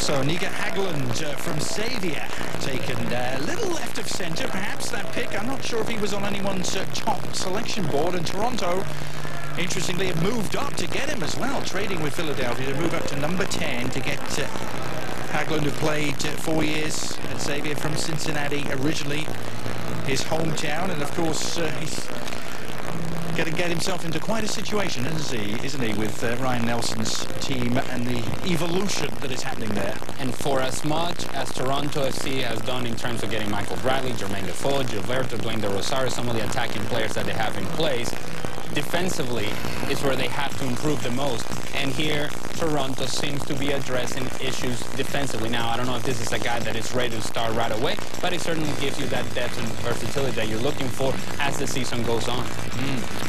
Nick Haglund, Alexi?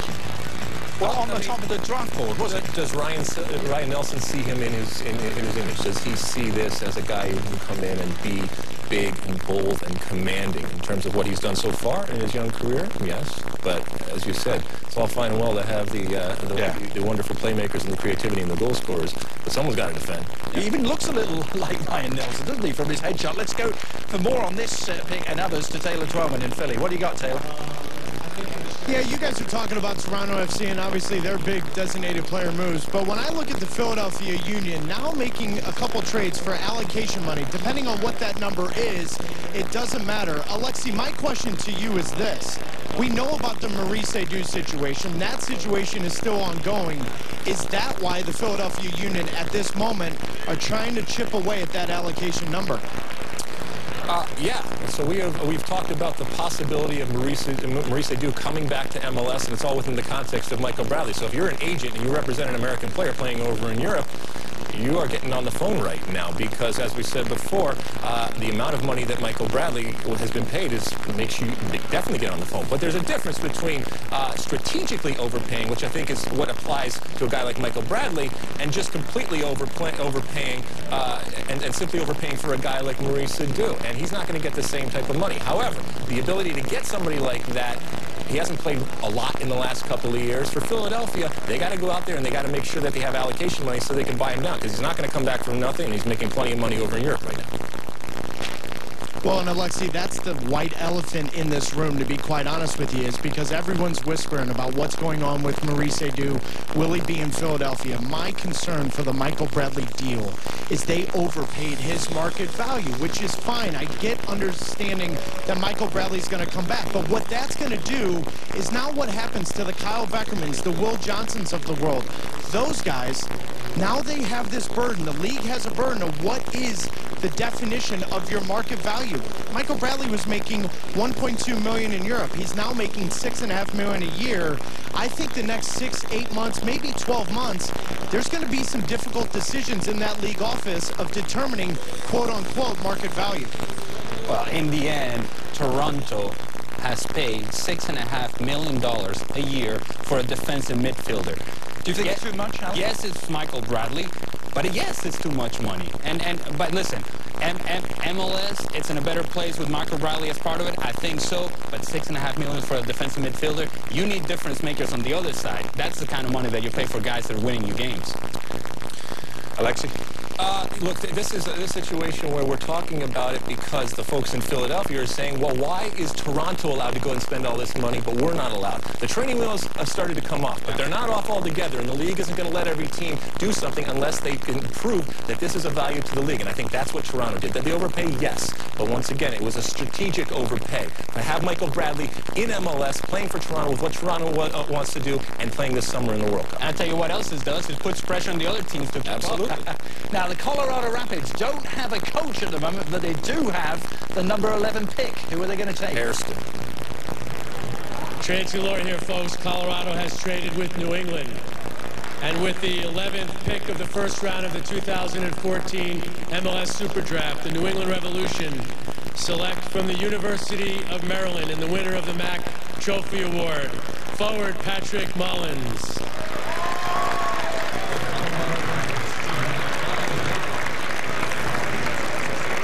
So the Revolution get their man. They couldn't wait any longer, moving up a spot to get the number 11 pick from the Colorado Rapids. Patrick Mullins, two-time Herman Trophy winner. Hasn't been a two-time Herman Trophy winner for a long, long time, since the days of Claudio Reyna. How good is he? And that's a long time, by the way. I tell you what, I'm impressed early on with what New England has done. They obviously were able to manage the trades properly and get the players that they felt most comfortable with. So far, I think Patrick Mullins is one of the players that they were after, and they're very happy to have him with them. We've seen the amount of goals that he scored. I'll tell you what, this guy right here, the most polished interview that I've ever participated in. When I sat down with him, and I sat down with a lot of guys over the years, to hear him talk about himself as an athlete, about himself as a student, to hear him talk about the situation with Hurricane Katrina, where he and his family lost their house, and how that affected him as a person, as a player. This guy is pretty impressive as an individual. Now, can he score goals? Because that's the reason that I think he has fallen this far. People aren't sure yet whether he can score at the MLS level. He's done it consistently. I love talking to him. I asked him about what he was reading. You know, he was reading Outliers, that Malcolm Gladwell book.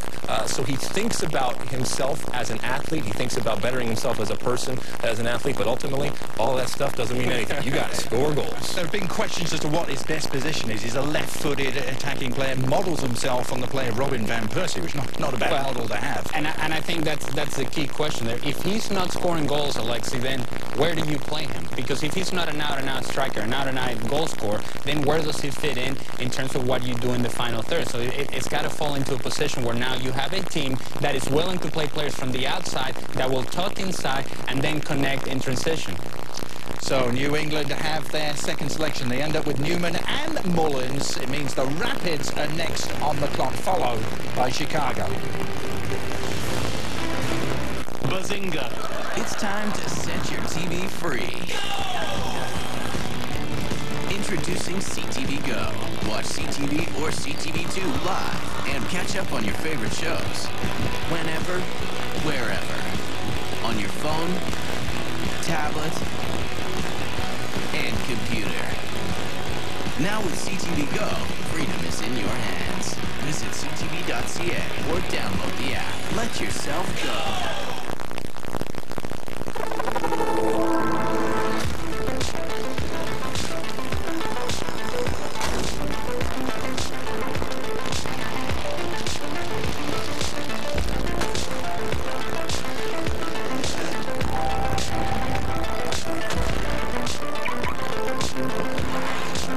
Find everything you need to stay safe and warm during Kia's 15th anniversary sale. Take advantage of throwback pricing for your first 15 months. Now, our daily studio show, well, 6 days a week. ESPN FC, Ali and Alexi, regular contributors to that. We tackle the whole world of football and soccer, whatever you want to call it. Tonight is the latest edition, and both of these gentlemen will be on it too, 11:30 Eastern on ESPN News, as you're looking at the war rooms. It's the Colorado Rapids table we're looking at, and it's Don Garber to announce. I think they go Marlon Hairston. Alexi saying Hairston. Is he right?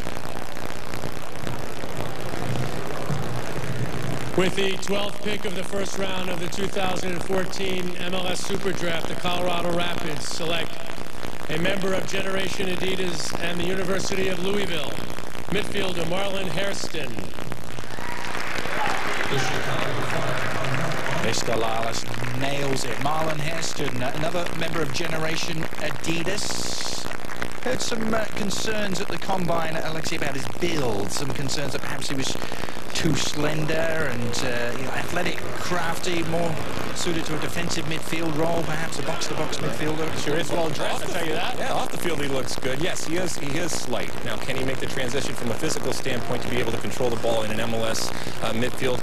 I don't know yet. But when you look at this guy, the pride of Jackson, Mississippi, talking to him about coming out of Jackson and how he evolved as a player, coming out of an area that didn't have a lot of soccer, and an inner city program was started, and his brother started playing, and then he followed him. His brother went on and continued to play, and the pride that he feels coming out of Jackson, Mississippi, I think that nobody would have signed him as a GA if they didn't want him, and there's certainly some folks out there. So I think they got themselves a good pick in Colorado. It's interesting because I would have loved to see this guy playing under Oscar Pereira. We'll see what happens with the new coach coming in, but he's the type of guy that I think Oscar Pereira would have found a way to use his strengths and recognize and dampen those weaknesses that we all understand are there. Which begs the question, who made that pick? It wasn't Oscar Pereira, it was probably Paul Bravo. Yeah. You made a good point there, is that as a Generation Adidas player, it's hard to pass up, and it's a guy that, yes, there's some room for growth and maturity to his game, but he has skill. He is spacey. He's a guy that if he adapts to Major League Soccer, certainly you could see a player that could mature and grow into an impactful player for Colorado. And he talked to me about his dreads, because I talked to them about his dreads. He said when he was at school, he had a group of young women who would help him with his dreads. Well, he's going to have to figure it out and find another group of young women out there in Colorado to fix it. I'm sure there'll be some volunteers. I'm sure there will. What? All right, so Colorado at pitch number 12. You're looking at Frank Yallop, who has a new team to control. He is the new head coach of the Chicago Fire. They have pick number 13 and are trying to decide what to do with it right now. Yallop, a man who now has full control of proceedings in Chicago. He was handed the reins, Alex. Well, this is the way things are going. If you're a head coaches know that they get fired. And the ability to have that technical director distinction is what's happening. We see it with guys like a Bruce Arena and those types of more experienced coaches. And Frank Yallop has been around, and he has been a successful coach. He's been around to a number of different teams. This is going to be an interesting situation in Chicago, because we've seen Frank Yallop have incredible success with San Jose. Now, is he able to do it in Chicago? And Chicago wants to return to the heights that they were a while ago. Is Frank Yallop, both as the coach and the technical director, so he has that under his umbrella, able to do that? He's got some things to work with, but Chicago certainly isn't at the point yet where I think that they're challenging for MLS Cup.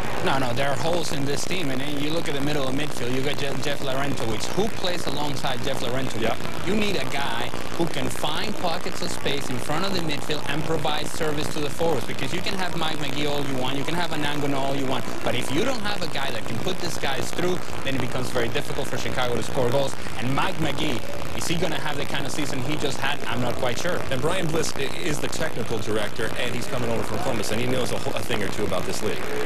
All right, Frank Yallop, C.J. Brown part of his coaching crew too, and who are they going to take with number 13? Here's Don Garber.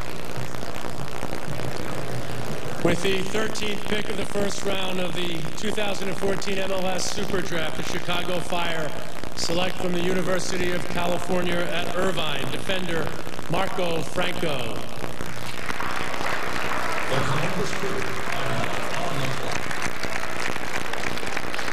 I was going to say, right back, perhaps one of their more pressing needs, having just traded Jalil Anibaba away, and Marco Franco is just that, can play centre-back as well. Bit of a AJ De La Garza clone, apparently, Marco Franco. Well, and Marco Franco probably would like to have the sort of career that AJ De La Garza has had so far. He's been very successful, sliding bill at times with AJ De La Garza, but Marco Franco, a guy that fills a role right away with the right-back position, a guy that can get up and down, can provide service, athletic, active, good pick for Chicago. It makes sense. And LA was tracking him, so LA's probably sitting saying, boy, we'd like to have this guy. The Galaxy I'm talking about, we're tracking him, but off to Chicago. Yeah, we had heard that was the only player Bruce Arena was interested in this draft. Unofficially was You can't believe everything. You can't believe everything Bruce said. Really? Marco Franco belongs to the Chicago Fire. Columbus are another team with a new coach on board. And this is an interesting story. Greg Berhalter is on board, and immediately he's set about making changes, hasn't he? This was a big move, bringing Michael Parkhurst back to MLS, wasn't it? Well, I think the Columbus Crew are officially in rebuilding mode. If you take a look at their current roster, there's no player left from the 2008 MLS Cup championship team. I know that team. Which you were on? Yes, I know that team very well. And it's hard to believe that now there's a Columbus team out there without Chad Marshall, without Eddie Gavin, without some of the players that play such an important part in that championship. But rebuilding mode, here we go. It's a huge pickup in terms of getting a guy who understands MLS, who now has the experience of playing over in Europe. Where does he play? If they play in a back four, are they playing him in the middle? Do they play him out wide right, which I'm sure Jurgen Klinsmann might like to have happen, but Greg Berhalter's job is not to make sure that the national team is successful. His job is to make sure, especially now as a new coach, to figure out a way to bring Columbus back into prominence right now. And so does he play in the middle? Does he play out right? This guy right here, he's got to make those decisions. But either way, I think that they are getting a guy who loves to solidify a defense. The most success he ever had was playing in a back three in New England, where it was a flat back three, but he also swept up a lot of times and let some other guys do the dirty work. And he's just such a smart player. So I think for Greg Berhalter, this was a smart pickup, getting a smart soccer guy who understands MLS. Now how you integrate him in and where he plays, that's his job. That's why he paid the big bucks. And another former MLS player coming back to take the reins of an MLS club in Berhalter. Yeah, and a former MLS guy coming back to MLS because he wasn't getting playing time, because he wasn't an impactful player elsewhere. He comes back to MLS. He's wanting to get this repetition because in the end, what does Michael Parker want to do? He wants to be in that World Cup squad, and he wants to compete for a spot in that World Cup team. So it makes sense for Michael Parker to come back, to get the repetition, to get the playing time. But I'm not quite sure that that his best position is playing as a central defender. Hector Jimenez was the other part of that trade. He went in the other direction to Columbus. Columbus, a team who've done really well with homegrown players as well. Don't get him as much attention perhaps as some teams like the Red Bulls and LA and Dallas, but 7 homegrown players on their squad, and of course that's a big part of the way the league is heading, the direction it's taking, Alexis, the homegrown players. But here's the pick, number 14. With the 14th pick of the first round of the 2014 MLS Super Draft, the Columbus Crew select from the University of South Florida defender Ben Sweat. Congratulations, Ben, who is not here today.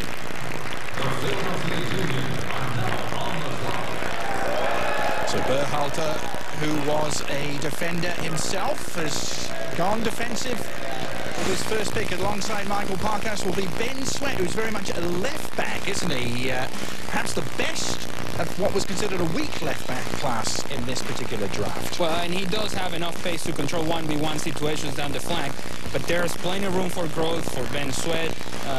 He may very well be a guy for the future. I'm not sure that this is a guy ready to start right now.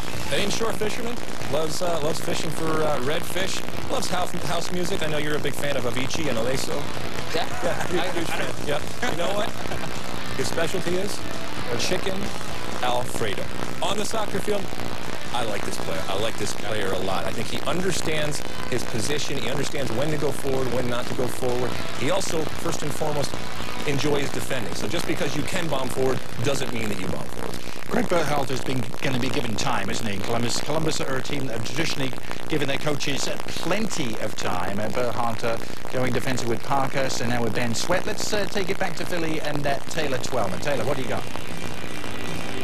Yeah, I've got news, breaking news. I like breaking my own news as well, guys. I feel like the Adam Schefter of MLS. But when it comes to the New York Red Bulls, there's been big discussion, and I started that discussion in October about the contract status of head coach Mike Pecky.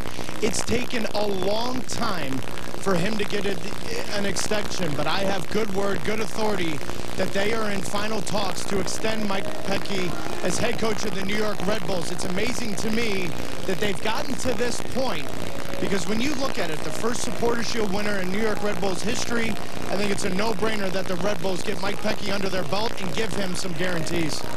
Excellent stuff, Taylor. Yeah, for a long time we heard Gerard Houllier talking about Mike Pecky as if it was a done deal, as if he actually didn't know that he wasn't signed long-term. He probably didn't. Right.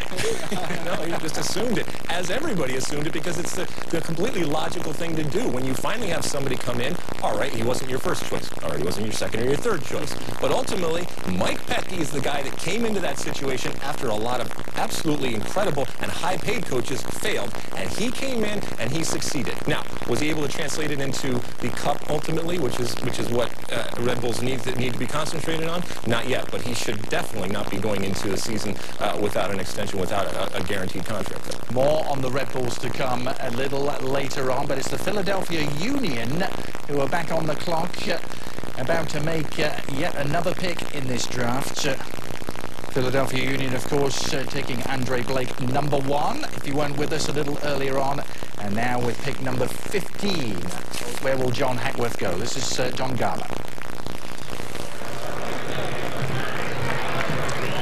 Okay, with the 15th pick of the first round of the 2014 MLS Super Draft, the Philadelphia Union select from Coastal Carolina University midfielder Pedro Ribeiro.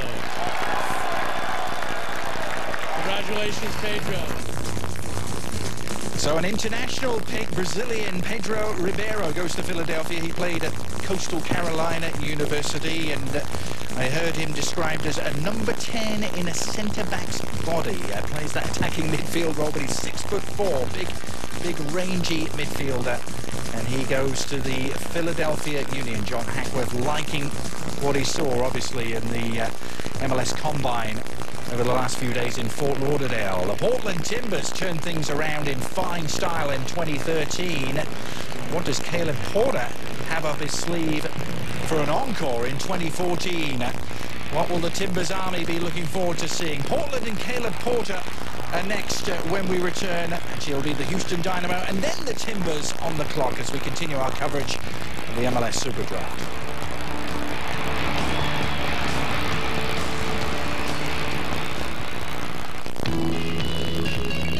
There's a new way to take your coffee at McDonald's, and it's with a reward.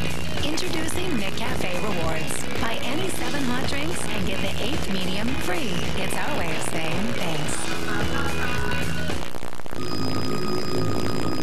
The bone-chilling cold. The glaring ice.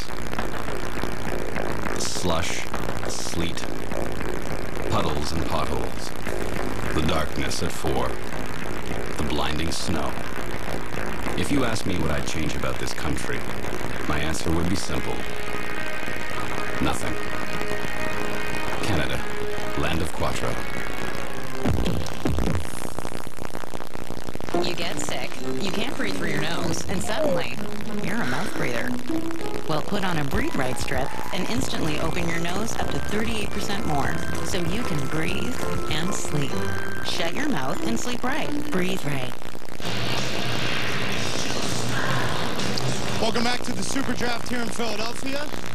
I am here with Patrick Mullins, the new forward for the New England Revolution. And Patrick, I have to ask you, after a great storied career at University of Maryland, I have to tell you, are you a little bit disappointed that you dropped down to pick number 11?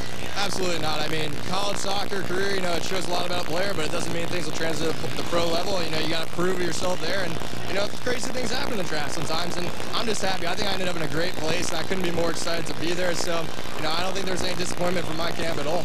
Your roommate during the Combine was actually Steve Newman. You guys had a good conversation. What was that about? Well, yeah, we roomed here, actually, a couple days before the draft, but, yeah, we were talking, you know, it would have been great to play together on the field in college, and now I might see that come to fruition at the pro level, and we're excited. Patrick, you know, there's one thing in New England you can't do, and that's wear number 20. You do know that, right? Number 20. All right, let's throw it back to the guys in the studio. Thanks, Taylor. I tell you what, the Revolution have had good luck with picks out of Maryland, haven't they? Mr. Twelman himself scoring over 100 goals. That was good luck. As a number 2 pick, and now let's see if Mullins can do the same thing. The Houston Dynamo are now the team on the clock. It's pick number 16 in this MLS Super Draft. I haven't heard much talk or much rumour about Dominic Kinnear in Houston this year. Well, I mean, they have a solid squad in place. I think they do have to have some depth in that defensive line. The Brian Ching era is done and over with in Houston, so perhaps looking to have some backup in what they do in attack. But Houston is a solid team. It's what we know. Sometimes they can be boring. Sometimes they're not the sexy pick. But this is a team that, again, when it comes down to September, October, and November, they're going to be there. They're going to be there in the end. And it's a team that you know they're going to be competitive, they're going to be solid, and they're going to get results. Dominic Kinnear's 9th year. He's made the playoffs in 7 of his 8 previous years.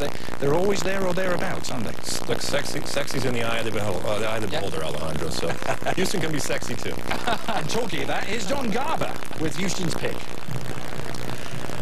With the 16th pick of the first round, the Houston Dynamo select a member of Generation Adidas in the University of Wisconsin, defender A.J. Cochran.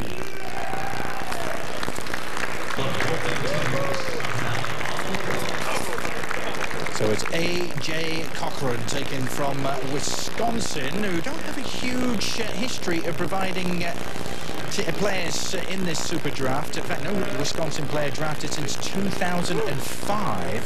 First one taken in the first round since 1996, A.J. Cochran. Dominant in the air is what I read about. Well, and they address the issue in terms of depth of what they want to do in the back line. Of course, Bobby Boswell has gone over to D.C. United. Size and physicality should not be a problem for A.J. Cochran. He's thought very highly as one of the best college defenders.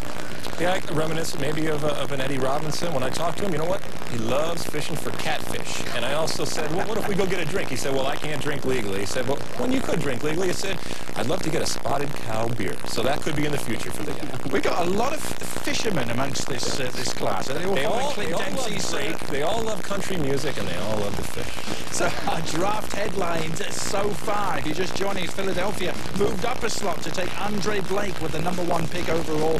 First ever goalkeeper taken in the top slot. Calab defender Steve Birnbaum and Christian Dean went 2 and 3. 13 of the top 15 picks were traded, including all of the top 6. It had us in quite a fluster, didn't it? We didn't know which way we were facing at some points early on in this MLS draft. But thanks for sticking with us. All sorts of activity in stark contrast to what we saw last year in Indianapolis, where there were hardly any trades at all. Adrian Healy, Alejandro Moreno, and Alexi Lalas on board. Taylor Twellman is with us in Philadelphia. And the Portland Timbers, who we now focus on. Gentleman Caleb Porter, Ali did a remarkable job, didn't he, turning this team around and getting so close to a place in MLS Cup final, falling at the last at RSL. And it's being talked about, but I think the most important thing that Caleb Porter did with the Portland Timbers is change the mentality, not only of the team on the field, but just the whole aura about the organization. Listen, this is a team that you can see on the field that they care for each other, that they're committed to what they're doing. You have those fans over there in Portland, tremendous support, tremendous environment to play in, and now you've added pieces because you've added Gaston Fernandez, you've added a defender as well in Roberto Paparato. I'll tell you what, this Portland Timbers seems to be making the move that they need in order to compete for bigger things.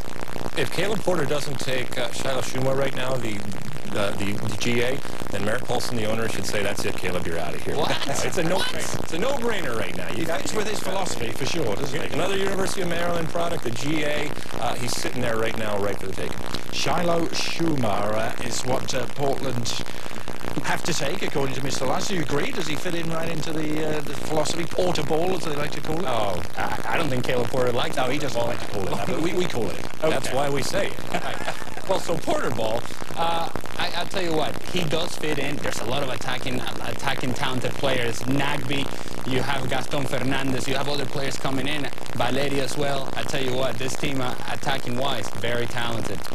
So it's Caleb Porter and Portland's first pick in this 2014 Super Draft. Remember, it took Nagby in 2011, Andrew Jean-Baptiste in 2012. Here comes their 2014 pick. Okay, with the 17th pick of the first round of the 2014 MLS Super Draft, the Portland Timbers select a member of Generation Adidas and the University of Maryland. Forward, Shiloh Shuma. Mr. Lalas, I think 3 for 3 with his predictions now. Well, good news, Caleb Porter gets to keep his job. Well done. Continue on. When I talked to him, he actually mentioned Portland specifically and said, you know what, that atmosphere over there is incredible. So it is resonating with younger players. A guy out of Zimbabwe, incredibly thoughtful when I talked to him. You know what he likes to listen to? Please tell me. Ngonye, the Evan Grooves style of music. I don't quite. You don't have that one? No, I don't have that in my locker, I don't think. But he's a GA. He's basically a free player right now, so they had to take him. Many people felt he was the best attacking player in this draft, the one with the most upside, and he was a partner in crime of Patrick Mullins at Maryland. You cannot make up for being explosive, being athletic, and being pacey. You just can't teach that, and there's room for growth here for Shiloh Shuma as well. So the Timbers picking Shuma out of Maryland. It's RSL and new coach Jeff Cassar who are up next.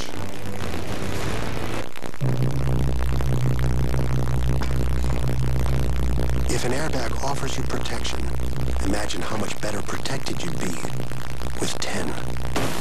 The Chevrolet Cruze. No car in its class offers you more airbags, and it has a 5-star overall vehicle score for safety. It's what happens when you find new roads. And now, introducing Chevrolet Complete Care, making peace of mind standard. A woman carrying grocery bags enters a sun-filled kitchen. Is anybody home? She spies a mouse on the counter. She drops her groceries. A woman carrying grocery bags enters a dimly lit kitchen. Is anybody home? A masked child scares her. She drops her groceries. Did you see the difference? Not everyone can. That's why we have described video for people who are blind or partially sighted. To learn more, visit AMI.ca or call 1-855-855-1144. Brought to you by the Canadian Association of Broadcasters. Jason Grice. We still don't know if it's going to be his last game in charge. Keeping the ball on the ground as well. That little chip over the top is a decent one. Samario! Jason Grice's side have the lead. Can he do it? Farmer! He has it! And the trophy belongs to Kansas City! RSL denied what would have been their second trophy. And that proved to be the last game in charge for Jason Grice, who, as expected, departed to New York City FC, who will enter the league in 2015. And talk about consistent in the 7 years under Grice. They were a regular fixture at the top of the MLS dining table, weren't they? And now it's the start of a new era, isn't it? Jeff Cassar comes in, and what do you expect? Is it going to be tough for them to stay where they have been? Well, and even if Jeff Cassar was part of Jason Grice's staff, transitions are tricky, because now Jeff Cassar is going to try to come in. He's going to establish his own mentality, his own view, how he wants the team to play. I assume that he's not going to try to change too many things, because it's a team that has been very consistent over the years. But the truth is, the core group of this team is not getting any younger. And you're going to have players missing for World Cup duty. So the transition is going to be tricky. There's going to be problems here for Jeff Cassar as to how he covers for some of the holes for some of the players missing out in the World Cup. Alexa, they already have Jordan Allen, who would have been, I think, a top 3 pick had he been in the draft. He was a homegrown pick for RSL. What's your take on where they're heading? I think they go for Ryan Neal. I think they go for Ryan Neal out of Cal. Listen, when we talk about the coaching situation right now, and we've seen it on a different level with David Moyes, you don't want to be the guy that takes over for a legend. You want to be the guy that takes over for the guy that takes over for a legend. And right now, within the context of RSL, Jason Grice is legendary in what he did. He established a way of playing, and obviously that translated into success, and that's what's going to be expected of him right now. Good thing for Jeff Cassar is he has seen how Jason Grice did it. Now, is he going to chip off the old block? We don't know, but I think they go for Ryan Neal. But you talked about the aging side, Ali. They do have great young players too. Lewis Gill, we got Joe Platter, and Devin Sandoval we saw make an impact. And those are all very good pieces to have. But when you're talking about Real Salt Lake, you're talking about Javier Morales, you're talking about Kyle Beckerman, I'm sorry. And you're talking about the core group, Nick Rimando. You're talking about the guys that over the last 6-7 years have been the image of Real Salt Lake. And to be quite honest, to your point about the coaching transition, I was part of it in 2008 with Siggy Schmidt. He, after we won the championship, went off and took over the job with the Seattle Sounders. Robert Warcia, an assistant coach, a guy that we were all familiar with, takes over Columbus. But the transition was not quite there. The locker room was not quite the same. Things changed. The dynamics of the group changed. And the Columbus crew haven't been quite the same player, the same team that they were back in those days. Here comes pick number 18 in the MLS Super Draft. RSL. Who does Jeff Cassar go with?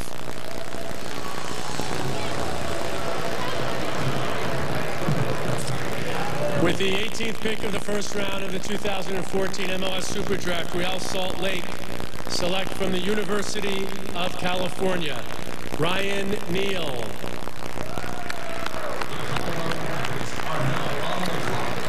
You're still batting 100, Alexei. That would be 1,000. 100 would be something else entirely. When Ryan Neal, the best attacking right back in the draft, was the tag applied to him.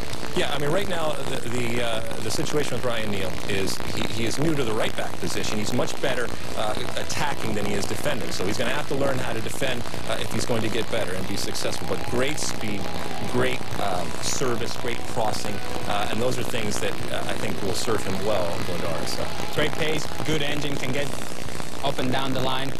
I think that makes sense for Real Salt Lake. Yeah, and they've done well with perhaps under-the-radar picks in recent years. Devin Sandoval and Sebastian Velasquez. Don't remember him. He threw us all for a loop 2 years ago.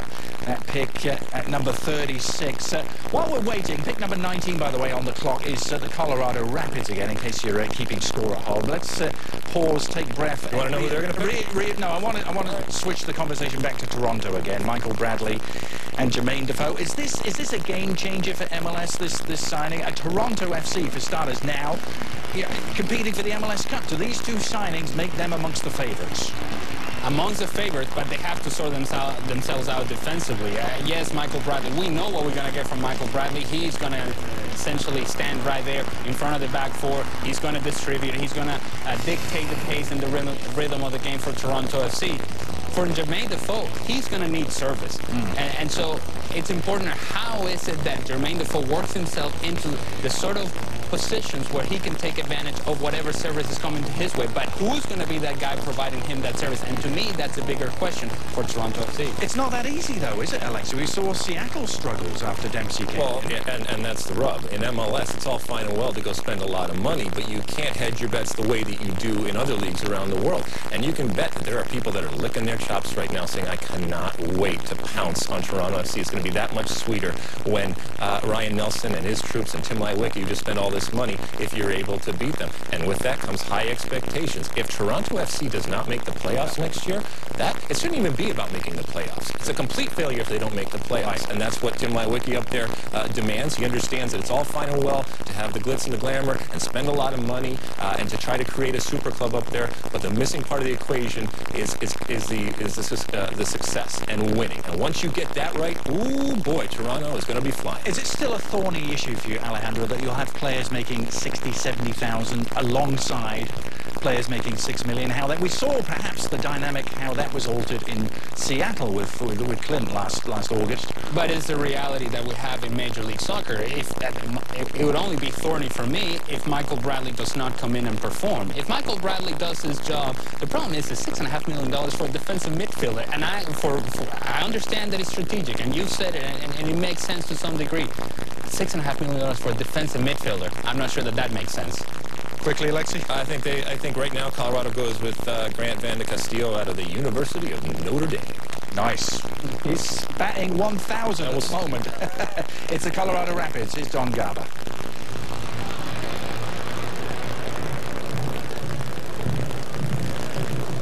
With the 19th and the final pick of the first round of the 2014 MLS Super Draft, the Colorado Rapids select from the University of Notre Dame defender Grant de Bastille.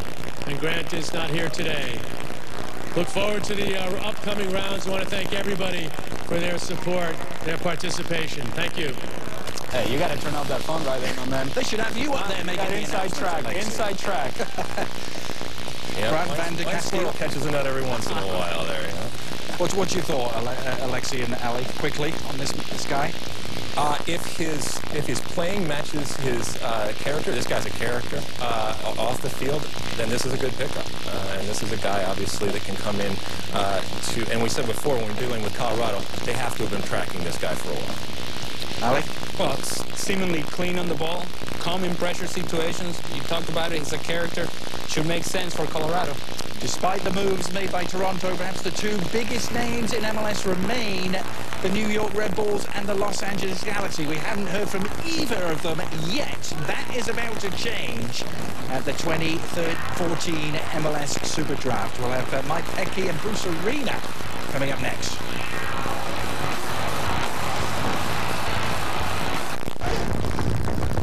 You killed Joe Carroll and his followers are mad. The resurrection is coming. They were yelling and screaming through their masks. Joe Carroll lives! It's the anniversary of Joe's death. They're trying to resurrect his legacy. We all want to believe he's dead. But I say he's out there. CTV's The Following special preview Sunday right after the NFC Championship. You're unique, and so is your financial situation. At Asante Wealth Management, we understand this. That's what makes us unique. We work with you to take care of your investments, to save you money, and to prepare you for your retirement. We are here to ensure you and your family are well taken care of, now and for the future. As your trusted advisor, we look at your complete picture. Contact us today and be well advised.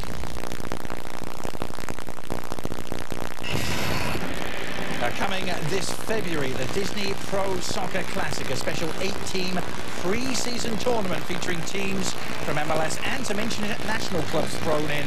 We'll have it for you. The competition beginning February 19th from the ESPN Wide World of Sports complex in Orlando, Florida. It is the Chivas USA draft table that you are looking at. Another new head coach for this troubled franchise. Wilmer Cabrera is the man in charge. And well, what can we say about what's happened to Chivas over the last few years? It's really been a story of misery, isn't it? How bad last year was for starters. Last in the Western Conference, 26 points, only 6 wins, 67 goals conceded, by far the worst defensive record in the league. Haven't made the playoffs since 2009 under Preki. So what now for Chivas? We hear the league talking a lot about a team that they are going to solve the problem for, but what can Chivas do? Well, it doesn't really matter who they pick in this draft, to be quite honest with you, until this organization is able to sort themselves out in terms of their structure, their identity, until they set themselves and essentially, where are they going? What is their direction? As an organization, as a team, what are team goals? What are we trying to do?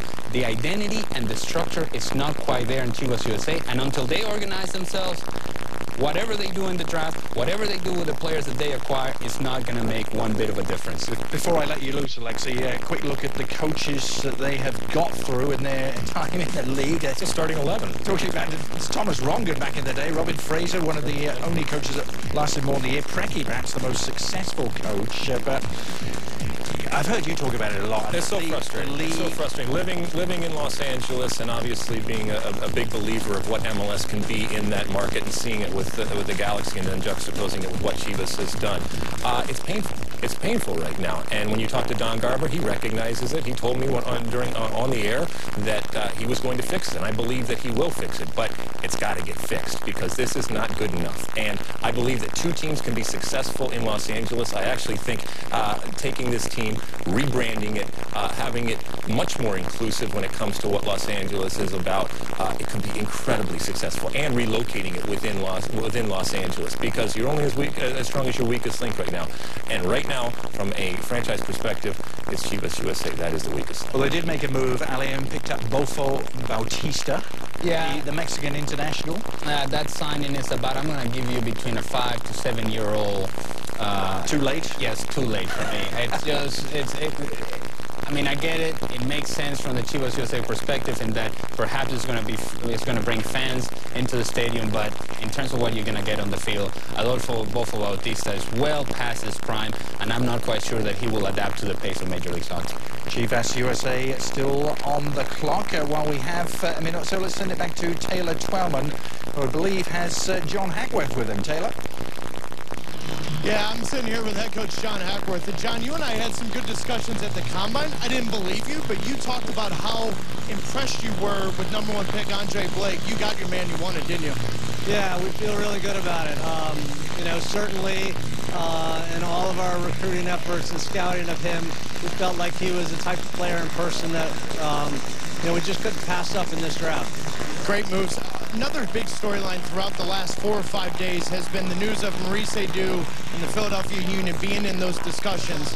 Can you tell us anything on that front?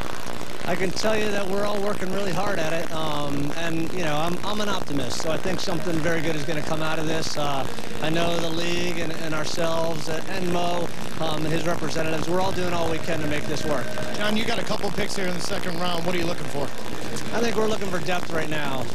You know, we clearly have some depth that we need to cover at center back. There's some good center backs on the board, and a couple other attacking midfielders that are there that are not really known commodities right now. John, thank you. Adrian, we talk about having depth at positions. Well, now they got Zach McMath and Andre Blake. This man's going to have some tough decisions, which is exactly what he wanted. Indeed. John Hackworth there with Taylor Twellman. I heard them mentioning Maurice Edu as well. Let's go back to that because It's really rankled some people that the league apparently are putting the kibosh on Maurice Edu's salary demands. It's a little over $1 million. It's what he's earning in the English Premier League at the moment with Stoke City. Do you think it's right, Alexi, that the league have a problem with Edu's salary demands? Well, this is what the league was built on, in what is good for the whole, not necessarily what is good for one part. And we can argue about whether Michael Bradley was good, but I think that Michael Bradley is much more strategic than just throwing oodles of money at a guy like Maurice Edu. I'm not saying that he can't come back into MLS and come to Philadelphia and do well, but I understand why the league does it. I know it's frustrating for the Sons of Ben and for the folks there that say, you know what, you should be allowed, especially when it's a designated player situation. It's your money that you're spending. If you feel that it is appropriate for your market and for your team to do that, that you should be allowed to do that. Well, not so fast. And I know it's frustrating. But Bradley will be the litmus test. Well, I mean, he'll be.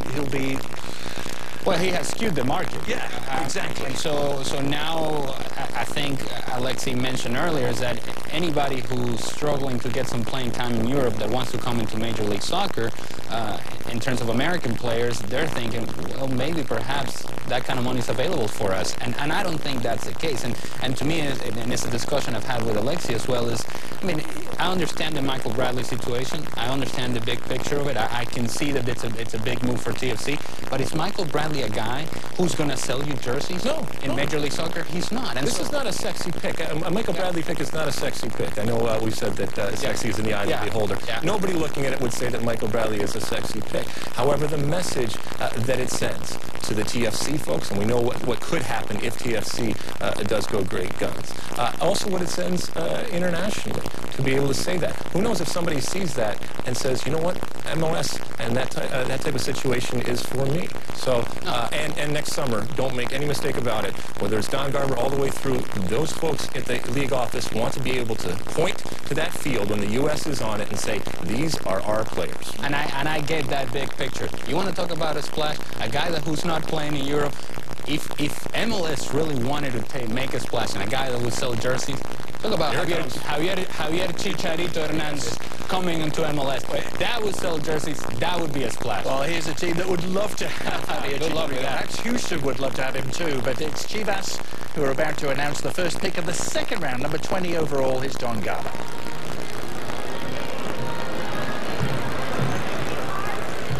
With the first pick of the second round of the 2014 MLS Super Draft, Chivas USA select from Clemson University, forward Thomas McNamara.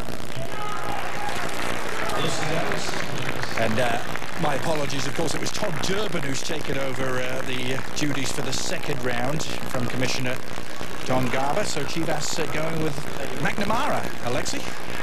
Very interesting, because he was at Brown for 4 years, and then he transferred down, because he had redshirted a year, down to Clemson with his coach to play his final year. Look at that mullet. We spent a lot of time talking about this mullet, and I asked him, you know, is this a ironic type of thing? He said, absolutely not. He believes in it. He loves it. He has no problem with it. He told me that his girlfriend Amanda has no problem with it either, so he's got that going. But, you know, this is a hard-working center midfielder. Look, he looks a little Messi-esque there from that profile. Oh, my goodness. First Clemson pick for quite a while, since 2007, actually, Thomas McNamara. Well, I tell you who else likes that mullet. Huh? Paco Palencia likes that mullet. Well, Thomas McNamara is, I mean, I said a solid pick. I mean, this is a guy that is certainly going to have to prove himself in preseason, but Chivas USA needs a lot of help in a lot of places, so perhaps this is a guy that fits right in. So the Seattle Sounders are back on the clock. They will have pick number 21. Your questions coming in, your comments as well. Hashtag FC Bootroom is the place to get them in. Address Alejandro and Alexi will try and get to your questions. This one from V. Sunbury. The talk has been about how thin the draft is. Who are the late first and second round players who could perhaps be a diamond in the rough? Do you have anyone up your sleeve, Alexi, that would fit the bill? I'm just crossing off people that aren't available. Kyle Venter, the center back. I really liked him. I think that he's one of those guys that could possibly come through. Who else? Let me think. Well, you mentioned Mamadou Diouf yesterday. Yes. Oh, yeah. Mamadou Diouf has still not been taken, the big striker from Yukon. Would that be your guy? Well, he'd be a guy that I think gives you different options up top. He's a physical guy, strong guy, pacey, and heck, it would bring Mamadou Diallo back into the league. We need another big Who doesn't mama? want Big Mama? And then completely dark horse would be a guy like out of Bradley University, Wojtek Vucic, you know? Yeah. Possibly. Another name you like saying. Oh, I love it. Love it. Hashtag FC Boot Room. We'll have plenty of time in the second round to get to your questions and comments on Twitter. Now, Seattle back on the clock with pick number 21. Is Siggy lucky still to be in a job? Alexi, let me ask you that, because there was plenty of people that thought that perhaps their late season collapse might be the end of him at the end of last year. Well, when you play in front of that fan base, in front of thousands and thousands and consistent thousands, they have high expectations. You bring a guy back like Clint Dempsey, and if you're an owner, and Joe Ross spending that type of money to bring him back, you have high expectations. Now, high expectations are nothing new to Ziggy Schmidt, but at some point, he's got to get it right in Seattle. And as I said earlier in the show, for this guy right here, he's not messing around this year. This is going to be full-on Ziggy Schmidt, vintage Ziggy Schmidt. It's either my way or the highway, whether it's in public or in private when he's dealing with his players, because I think that he maybe, if he looks back on the last couple of years, he probably did things that if he certainly would do differently, but maybe he doesn't feel that he trusted himself enough going forward. This year, if it's going to go south, he wants to go out on his own terms. And make no mistake about it, he is going to be under a tremendous amount of pressure, because if it doesn't go well, given the money that they've spent, they'll move it on. As big clubs, they'll move him on as big clubs do. And you and I have been part of a Ziggy Schmidt teams that we mentioned earlier. We know what Ziggy's way becomes, and it's one of those where he knows what he wants from his team, and he's going to grind out results, and he's going to make sure that his team buys into what he wants him to do on the field. He's done it in this league for a very long time, and I trust that he will do it again. It might not be pretty. Yeah, it might not be pretty. So all that money doesn't necessarily buy you a beautiful style and a completely entertaining style. But ultimately, I think right now, if you get the winning part right in Seattle, the pretty part can come later. There's always a lot of turnover, isn't there? It's the nature of the beast in MLS. But when you look at who were the Seattle players, just 1 year ago, Freddie Montero, Mauro Rosales, Eddie Johnson, that was the attacking diamond. They've all gone. All of them. This is going to be a completely different team. He wants a different personality to this team. That's why Eddie Johnson is no longer in Seattle. He wants a different locker room, a locker room that is willing to fight game in, game out, and get results in tough situations. I think he thinks he forced it. He forced it too much. He's not going to force it anymore. If he doesn't feel it's working, boom, and that's where those guys are out. So Ziggy Schmidt, we're told, is about to hand in his next pick, Seattle with 21.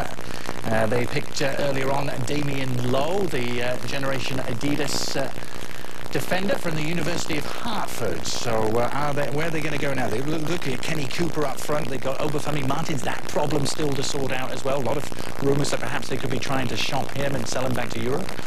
Well, flank play, I think, has been an issue for Seattle, so maybe that's an area that they want to address. Perhaps that's something that they want to do with this pick.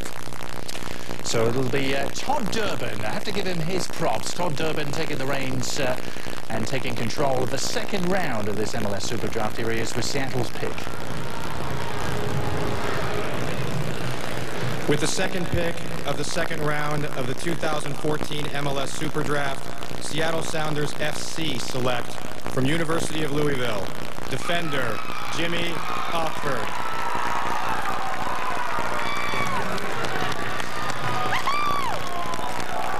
So they have gone defensive again. Went with Damian Lowe. First time out, Jimmy Ockford with their second pick in this reworked defense that Ziggy Schmidt is putting together from the University of Louisville.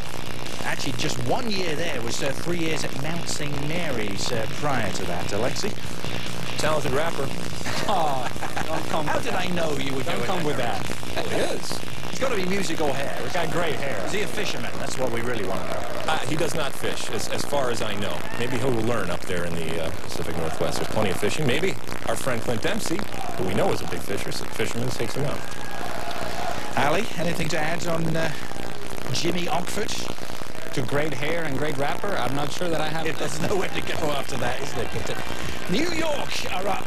They are on the clock. The reigning Supporters' Shield winners, ending that long drought without a trophy last year in such spectacular fashion under head coach Mike Pecky. You heard Taylor Twellman talking a little earlier about Pecky's contract extension, which looks to be happening. And it's been a very quiet draft period, very quiet combine, very quiet off-season in general for New York. They've lost more players than they've gained. What do you think is going on in Harrison, New Jersey? Well, I think Mike Pecky went home after the season and sat there and said, oh my goodness, I can't believe I'm here. Now look, we all know Mike Pecky, and he has incredible confidence, and hats off to what he did last year, because he did something that nobody else could.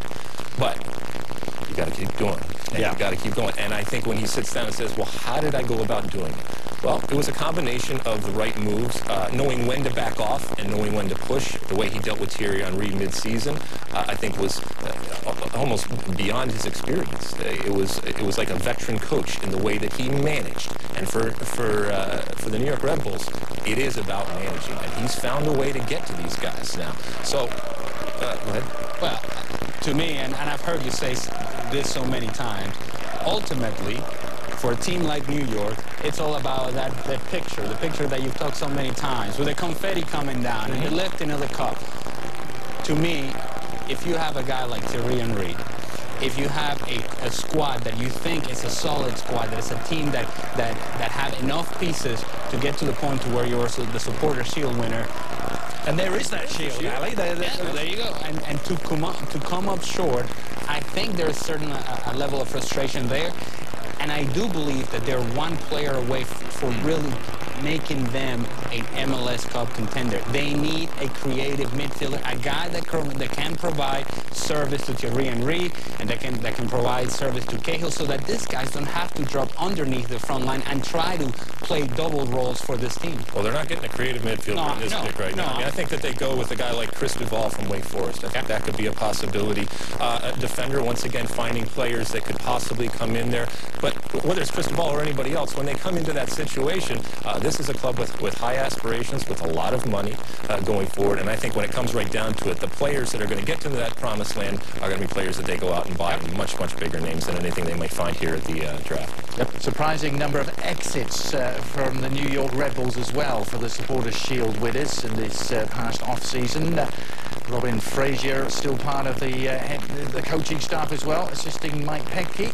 Todd Durbin, we believe, is on his way to the stage. Here he is. With the third pick of the second round of the 2014 MLS Super Draft, the New York Red Bulls select from Wake Forest University, defender Chris Duval.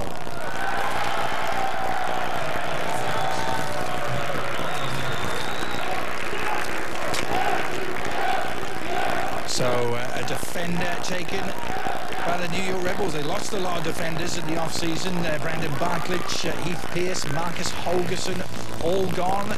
Can Chris Duval possibly fill any of those shoes? Well, he's a decent passer, good 1v1 defender, up and down the line, has good pace. He does fill a role in terms of what he can do on the outside.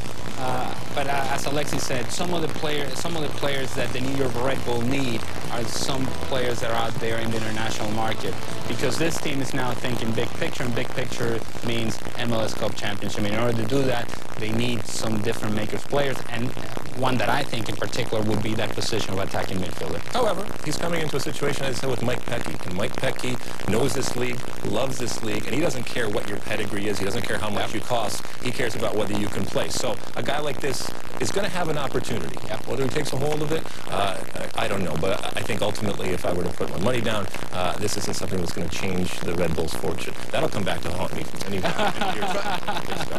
From one super club, as Alexi likes to say, to another. From the Red Bulls to the Los Angeles Galaxy. Bruce Arenas' men are on the clock for the first time in this draft. Wake up, Bruce. Wake up. This is the trade, of course, that we couldn't stop talking about last year for good reason. McGee and Robbie Rogers. Let me ask you, is this dynamic going to stay the same? Is McGee going to carry on producing? Will Robbie Rogers start to produce, do you feel, in LA, Alexi? I think they will both go the opposite way that they went. I think Mike McGee won't produce as much, and I think Robbie Rogers will produce more. However, they will never get to that medium where it's a like-for-like trade, and this will continue to be a trade that people scratch their heads about, as they should. You trade ultimately the MLS MVP and a guy that just scored and kept scoring. It's okay. But you know what? This man right here, he's a legend when it comes to U.S. soccer coaching. And so if anybody can withstand that type of admission, it's Bruce Arena. It was a mistake. It didn't work out. Maybe it works out in the long run, but I doubt it ever gets to the point where you say, you know, even in the long run, that was the right thing to do. And if one man has done consistently well in the draft, it's been Bruce Arena. Alejandro, look at the young players who he's brought into the fold, who now perhaps have to step up for the Galaxy. Yeah, and we had heard that they were very high on Franco, and obviously Franco's off the list now. I do think that the LA Galaxy need help on the outside. It's important then that players like Jassy Sardis, Jack McBean, a guy that when he's been healthy, he's been impressive, but has struggled with injuries. And so these young guys now, they have to find a role within this team. But the flank play for this team, particularly on the right-hand side now that Sean Franklin's moved on, I think they need difference makers. They need service from that right flank. They need a guy that can provide the service for, obviously, Robbie Keane. Greg Cochran, Kofi Apare, last year, Charlie Rugg, all of them made a contribution. Look, I think for this pick, I think they go for a center back. You know, I think they go for a guy like Kyle Venter, a guy who's available, a guy who a lot of people like, who's going to come in, who's not going to be phased necessarily by coming into the Los Angeles, and is going to give an opportunity with the likes of Omar Gonzalez being gone for a while this season. That's a safe pick, right? Tommy Meyer, Omar Gonzalez, AJ DeLaGaza, all central defenders they've got through the draft in recent years. Who do they go with? Todd Durbin, the number 23 pick for the Galaxy. With the fourth pick of the second round of the 2014 MLS Super Draft, the Los Angeles Galaxy select from the University of New Mexico, defender Kyle Venter.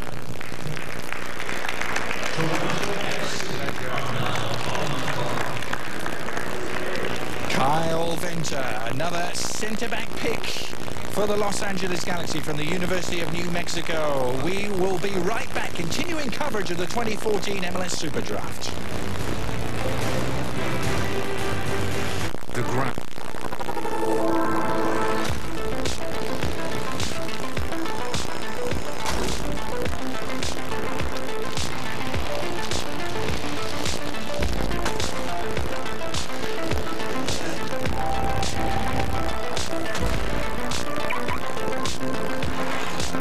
Find everything you need to stay safe and warm during Kia's 15th anniversary sale.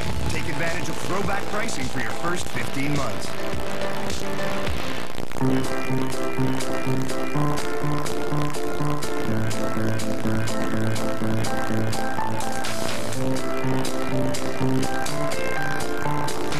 It takes something really special to pause life, even if it's for a moment.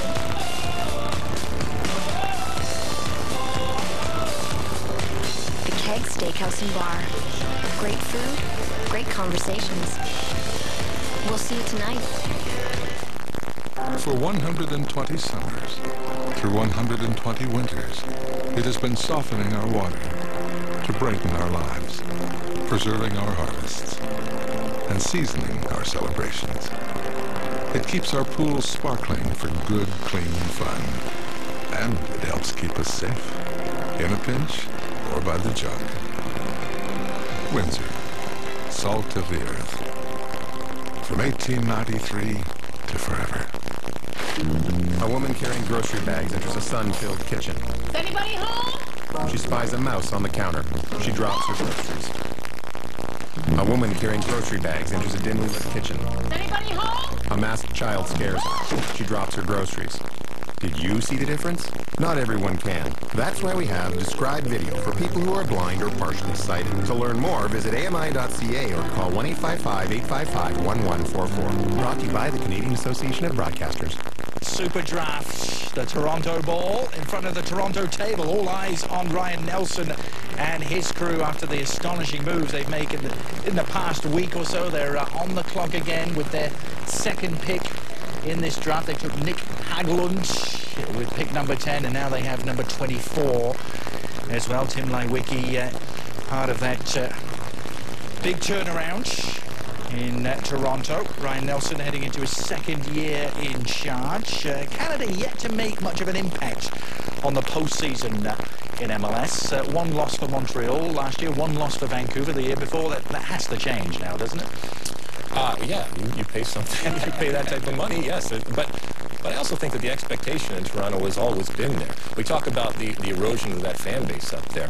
They're still there, and God bless them, because the ability for them to continue on with what has not been a good product on the field shows just how deep it is, and shows how passionate they are down there, which is why everybody has just been waiting for that moment when it finally does break. When you talk about Vancouver and Montreal, I think that they have added a lot to our league, both in terms of the way that they have played and some of the players that they have, and coming at it maybe from a different angle. So I'm happy that Canada is part of MLS, but I'll also be happy at some point when one of those Canadian teams becomes that super club, which is what Toronto's trying to do, and ultimately is standing there with the MLS club. They did play a big part, didn't they, in changing the demographic when we talk about fans in MLS? Well, certainly. I mean, you remember those days initially when Toronto came into the league, and it was a great environment. It was Portland before Portland, you see, and so now it's difficult to see that this is a team that hasn't been nearly as supported simply because they have messed it up in the front office, pick after pick, coach after coach. So now it's a matter of, can they start making the right decisions as an organization? And if they do, the fans will be back. We heard Tim Leiweke talking about wanting a second chance, and the fans deserving a second start. This is the start, they hope, of something completely different in Toronto. Let's hear their next pick, number 24 overall. Here's Todd Durbin. With the fifth pick of the second round of the 2014 MLS Super Draft, Toronto FC select from Elon University midfielder Daniel Lovitz.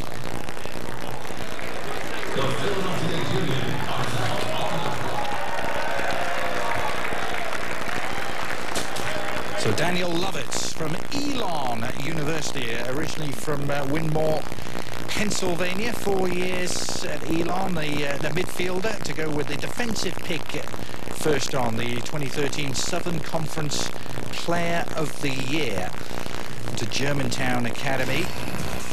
There he is, Daniel Lovitz. Talking of midfield, of course, they lost Luis Silva. He was their 2012 draft. Took Kyle Becker last year, and of course, everyone in midfield now be playing alongside Michael Bradley and perhaps the likes of Dwayne De Rosario. Let's reset what happened in the top 10, in case you missed it earlier on. Toronto just picked number 10 at the end of that round, but it was Philadelphia who moved up to number 1 to take Andre Blake, first ever goalkeeper to go at number 1 in MLS Super Draft. Steve Birnbaum going number 2 to DC, and Christian Dean, his Cal teammate, going number 3. Now, Alexi and Alejandro have a little toy to play with. They are at our touch screen and going to give us some insight into Toronto and Philadelphia. It's not so little. Yeah, it's kind of big here. It's nice to get up and walk around, huh? My legs had fallen asleep. All right, we're going to check out the lineups here of Toronto and Philadelphia. Obviously, a lot of news coming out of Toronto with the big signings in Michael Bradley and Jermaine Defoe up there, and the amount of money that they have spent. So what are they getting for their money? Well, they're getting a defensive midfielder. We all know Michael Bradley is going to sit right there in that pocket. But you add that to a midfield that right now has Jackson coming over with some speed out there. Rosario is coming in, but also some options. If and when these players aren't there,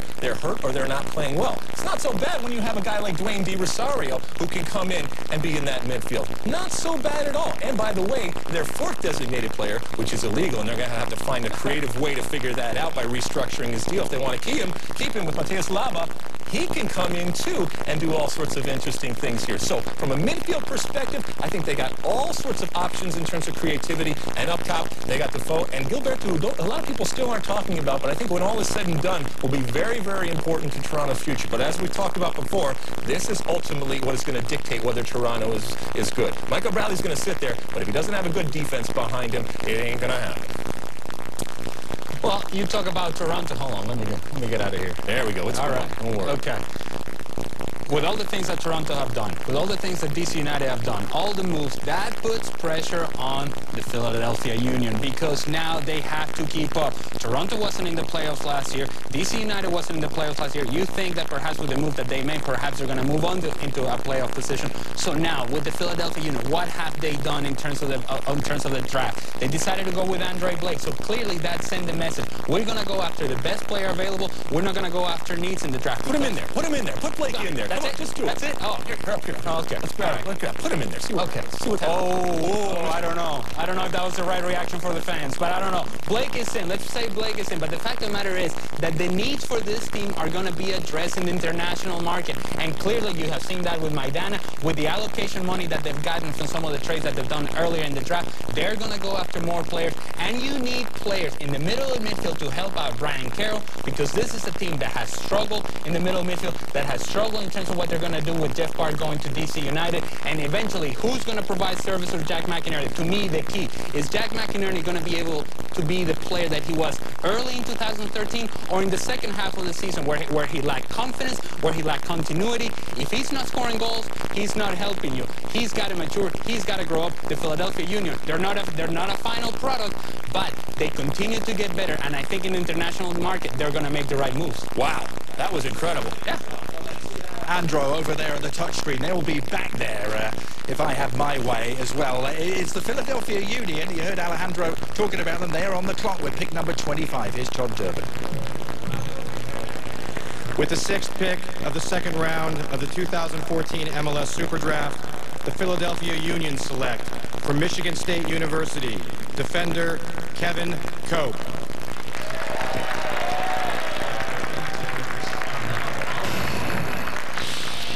So it's Kevin Cope, Philadelphia going defensively. They've gone with Ribeiro, the midfielder. They've got the goalkeeper, Andre Blake. Now John Hackworth with a defender to add to his stable. Kevin Cope out of Michigan State. Tough, physical centre-back. Taylor Twelman in Philadelphia, standing by with ESPN FC writer Jeff Carlisle.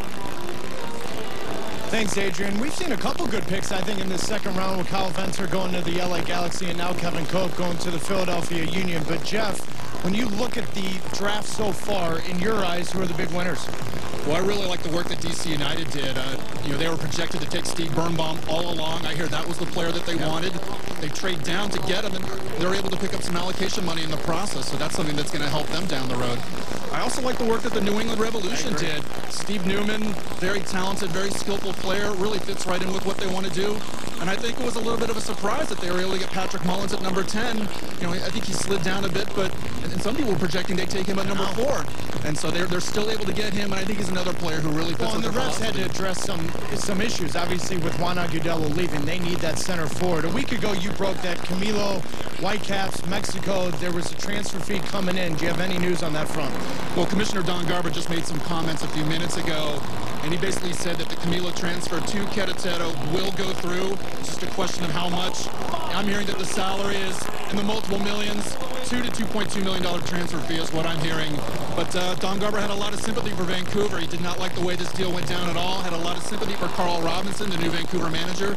But he said he didn't think it would affect options going forward. But we'll see what happens with that down the line. Thanks, Jeff. For more Jeff Carlisle, go to ESPNFC.com. Adrian, back to you, my man. Thanks, Taylor. Thanks, Jeff. Jeff Carlisle, head writer at ESPNFC.com, and breaking the news that Camilo, we talked about it earlier, almost definitely on his way, and he's going to be a loss. I enjoyed watching Camilo last year for the Whitecaps. Well, and as we said earlier, if you're a Whitecaps fan, how exactly does anybody explain to you what happened here, and how does that make any sense? The fact of the matter is that all this came about because pictures in the internet essentially broke out of Camilo with a Querétaro uniform, and he was, for all intents and purposes, training with Querétaro, and apparently was a done deal. And so this is one that Major League Soccer at some point's got to explain and sort of make it clear to people so that people understand what exactly is going on. Yeah. Yes, but I will say this in the context of guys getting being in situations where clubs have been on the other end of doing that. This is a player who returned the favor. Yeah. And yes, he did it on an individual's standpoint. I'm not faulting Camilo, by the way. No, I know, but it would have been interesting to see the reaction of his teammates walking into the locker room. because this wasn't necessarily against them. This was doing what he felt and his agent felt and manipulating it and making sure that there was a situation for what's best for him in terms of money, in terms of his future. And we've seen plenty of times where clubs have been the aggressor and clubs have been on the other side. And you say, man, that guy really got screwed. Talking of being aggressive, the Portland Timbers have been quite aggressive, adding an Argentine flavour to their side, haven't they? Diego Valeri, obviously an influencer in this, Maximiliano Arruti, and now Gaston Fernandez and Norberto Paparete, part of the Timbers. Yeah, Paparato and La Gata Fernandez from Estudiantes de La Plata. I think this guy's going to be a very important player in Major League Soccer. Indeed, the Portland Timbers are up next. It'll be Caleb Porter with his second pick in this draft. Here's Todd Durbin.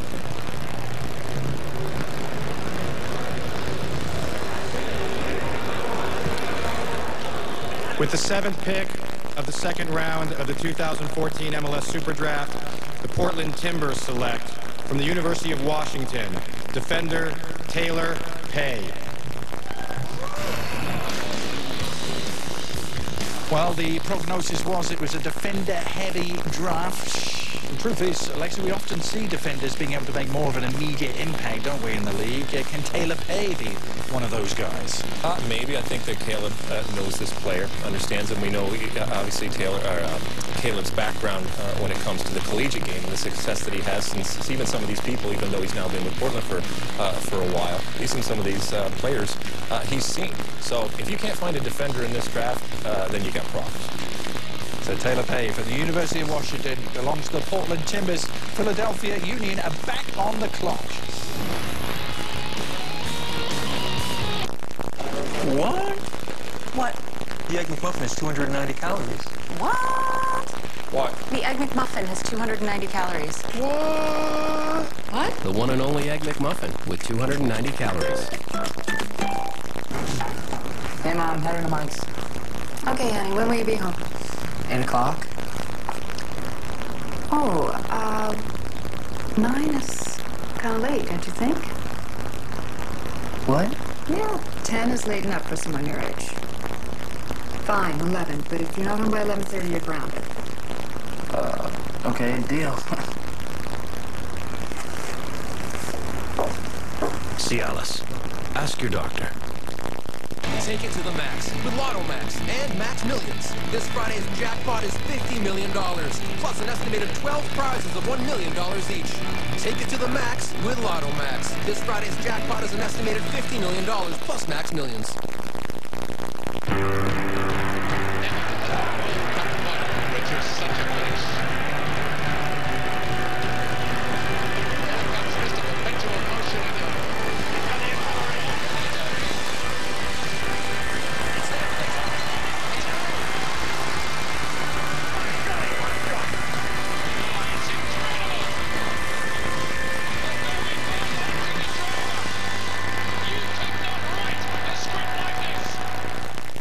I think it's safe to say we're all rather looking forward to the summer, aren't we? In Brazil, Adrian Healy, Alejandro Moreno, Alexi Lalas, but it's the future in MLS that is the focus of our attention today. The 2014 MLS Super Draft. We're deep into the second round now, and the Philadelphia Union seem to be coming up every other pick. They've already had 3 and they're on the clock with their 4th pick of this draft. This is where they've gone so far. Andre Blake, first ever goalkeeper, taking number 1. They went midfield, attacking midfielder with Pedro Rivera, the Brazilian, then defensive with Kevin Cope. So they've covered most of the areas of the field already, Alejandro.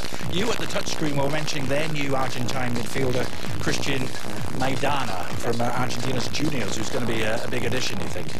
Yeah, and I think they still need a couple of players in the middle of midfield for Philadelphia. What happens in the middle of midfield for Philadelphia is that there are guys that essentially do not tuck inside, do not help out defensively, and now Brian Carroll's having to cover so much space and so much ground, and so you have mismatches in transition going the other way, where it's 1v2, 2v3s, and now all of a sudden you're on balance, and when you're on balance, you get exposed defensively. So what you have in Philadelphia is a team that needs defenders, needs another midfielder, and I think they need depth in terms of what they do in attack with a forward. Interesting times indeed for John Hadworth. I'll bring you in, Alexi, after the pick, because I'm hearing Todd Durbin is on his way to the stage. This is pick number 27 in the draft. With the 8th pick of the second round of the 2014 MLS Super Draft, the Philadelphia Union select from the University of Akron, defender Robbie Dershang. Robert Dershang, saw him play on day one of the Combine, an Akron product. Akron have provided so many players, haven't they, in recent seasons. A lot of those were under the stewardship of Caleb Porter. It's interesting, Caleb Porter passed up an Akron guy. Yeah. In order, he was picking before and he decided to go a different way. Maybe it's a different time with Akron. But I think it's important to note that while we get into these later rounds and these later picks, these are areas of the draft where guys like Josie Altidore and guys like Jeff Cameron, those type of things. So it's easy to say, well, who knows with this? And they're not taking flyers right now. They have knowledge, they have an understanding, they have a history with these players, and this is where the real good clubs, the ones that have gone out there and spent the money to understand that they have to be out there, and they spent the time and the resources to be out there, they can make some hay. You know who was picked 27th? Who's that? This guy. Yeah.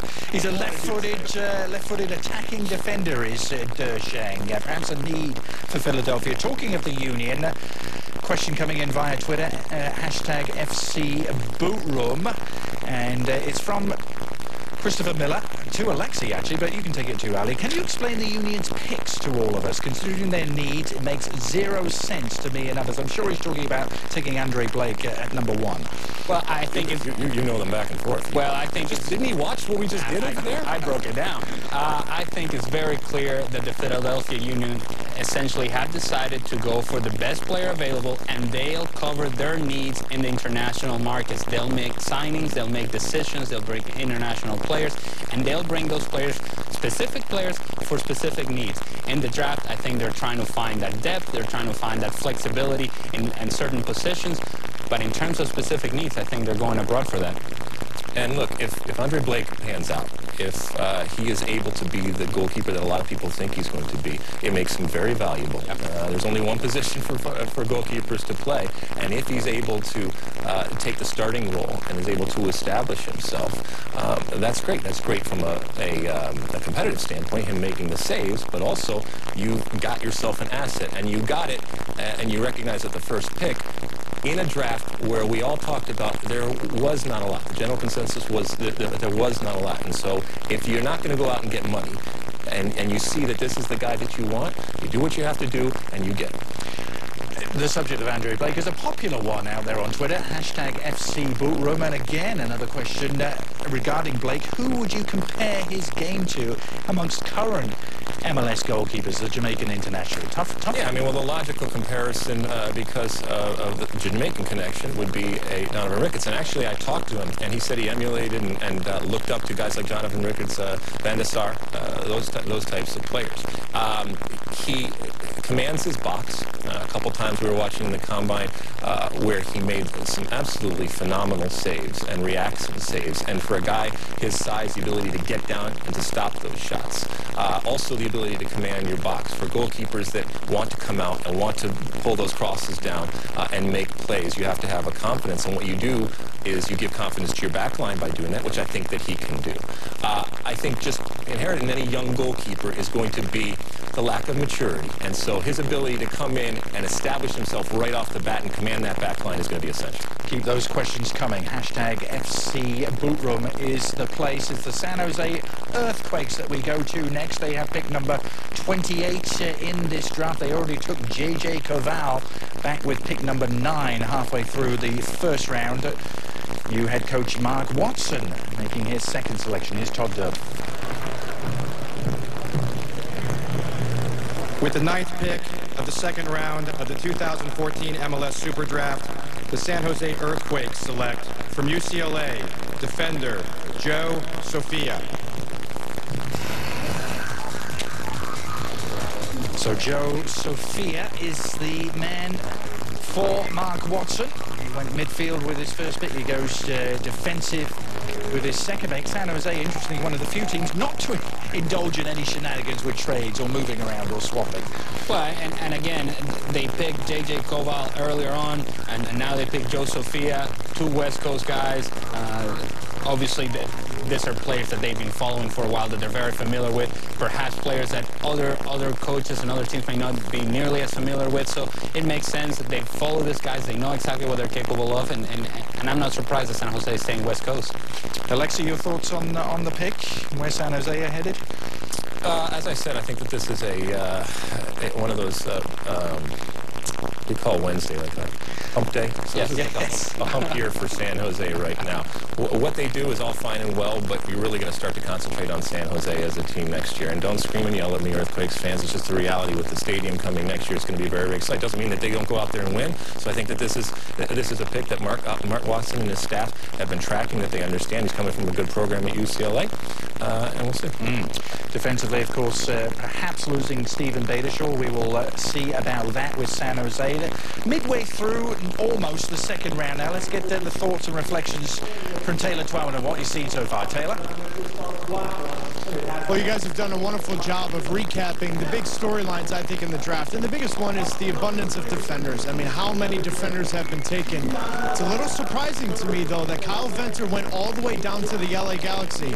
A big concern after losing Sean Franklin is, what do you do with A.J. De La Garza? And then if Omar Gonzalez goes to the World Cup like he should, they need depth at center back. And Kyle Venter, a four-year starter at New Mexico, is a big pickup. I look at Kevin Cope for the Philadelphia Union. Keep in mind, all this talk about Maurice Edu, they had to trade Jeff Park to DC United. They need help at center back. I think that's an interesting pickup as well. And then, guys, I didn't chime in on the Toronto FC talk whatsoever, but don't you picture Ron Waxman being at home right now, having a cigar and a martini, saying, look what I just did for the returning U.S. men's national team players? Ron Waxman, just to fill you in if you're not sure, the agent of Michael. In fact, both Bradleys. Oh, he's Bob Bradley. And he'll tell you. He'll tell you. Hey, Ron, I know you're watching. Thanks, Taylor. The Montreal Impact back on the clock. I haven't talked about them too much, and I know we've got a big audience in Canada as well, so thanks for sticking with us. Frank Klopas, the new man in charge. Third different coach in their 3 years now. Their third year in MLS after Marco Schillebauer made such a great start, didn't he, last year? And then it just kind of tailed off towards the end with the Impact. It did. They couldn't last. And in MLS, you got to last, because that's where you need to be doing your damage, is when that playoff round comes. And they played so well. And it's not as if this wasn't predicted. People said right from the start that this is a team, especially given some of the age, that it's not going to be able to last through the summer and then continue that type of pace. Marco Di Vaio, an absolute gem, and continued to score. He's one of the few guys that continually produced. Is he going to have an encore performance? Because after the sort of year he had last year, can he produce that again? And to me, I think he can. I think he can. And obviously, Nesta leaving, we talked about that earlier. That's not a loss. What about a man they took 2 years ago, Andrew Wenger, very high up in that draft? We haven't perhaps seen the best of him yet. And what's his best position, perhaps? Because he was forward and defender, wasn't he? Well, they played him in the outside. They played him alongside Marco Di Vaio.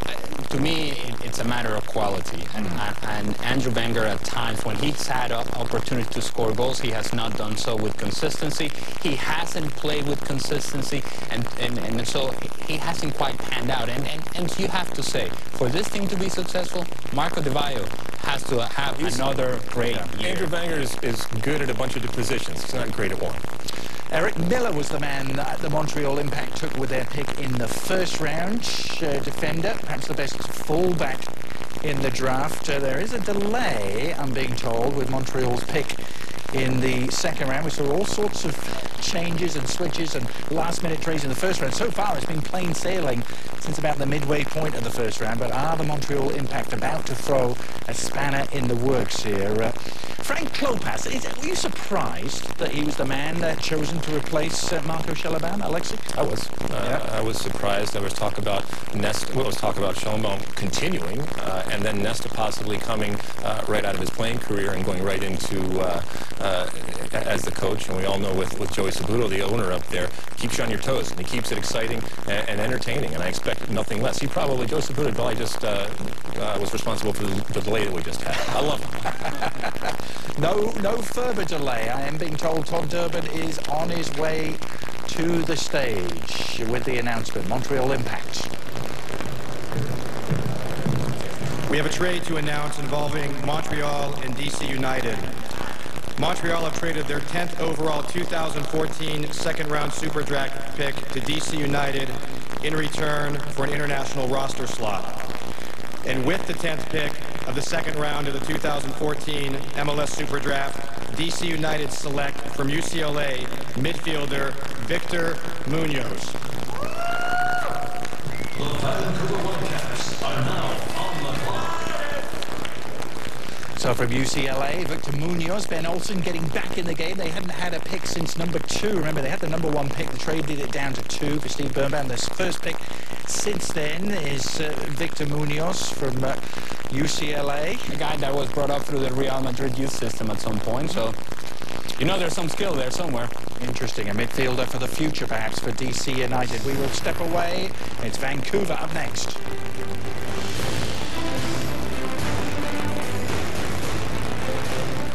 The Barclays Premier League is on TSN and TSN2. He's writing this stuff. Oh my God! With up to 5 matches a week. And that is how to write your name all over a London derby. There's multiple ways to get your footy fix. Fantastic superstar! Great goal! One day there will be a Hollywood movie about this. Man City Cardiff. Chelsea Man U. Saturday and Sunday on TSN. This is Steve, last year's TSN Predictor champion, and he won't let anyone forget it. I'm the champ! TSN Predictor champ here. Play the TSN Predictor, presented by Kia Motors. Put a stop to guys like Steve, with monthly prizes of $1,000 and a chance to win an all-new 2014 Kia Rondo. Visit tsn.ca/predictor for complete contest play and rules. Welcome back to our coverage of the 2014 MLS Super Draft. All right, Ollie, we got our toy out again, and we got a couple of questions that we want answered. Biggest MLS questions right here. I'll let you start out. Team likely to rise. I'm going to start? Yeah, let's just... Okay. I'm going to go with the Portland Timbers. And you say, well, how much further are they going to rise? Well, they're going to go to the MLS Cup. That's the goal. If you bring in players like Gaston Lagata Fernandez, if you short up defensively Noberto Paparato, the picks that they've had in this draft, they're still doing some work in the international market. This team and this organization, they won a championship. They tasted some success. That's where they want to go. All right. I'm going to go out on a limb here. Oh, boy. Actually, out on a limb would be saying that DC United is going to rise. They're going to rise no matter what. They win a couple games and they already have risen. But Toronto FC, I know there's going to be a lot of talk and a lot of pressure regarding the money that Toronto FC is throwing around. But the quality that they have, the quality at midfield, which we talked about earlier, they got Tim Lewicki at the helm who's going to be banging and saying, hey, you better live up to it, whether it's the individuals on the field or whether it's the folks working around the field. I think Toronto FC is a playoff team. And as I said before, if they don't make the playoffs, given the roster that they have, it is a complete and utter failure. I think that not only will they make the playoffs, but they will actually turn it around, and we're going to see Toronto FC in a completely different light, the one we've always wanted, a successful Toronto FC. And dare I say, perhaps a super club? Give it time, my friend. Okay. They're not made in a day.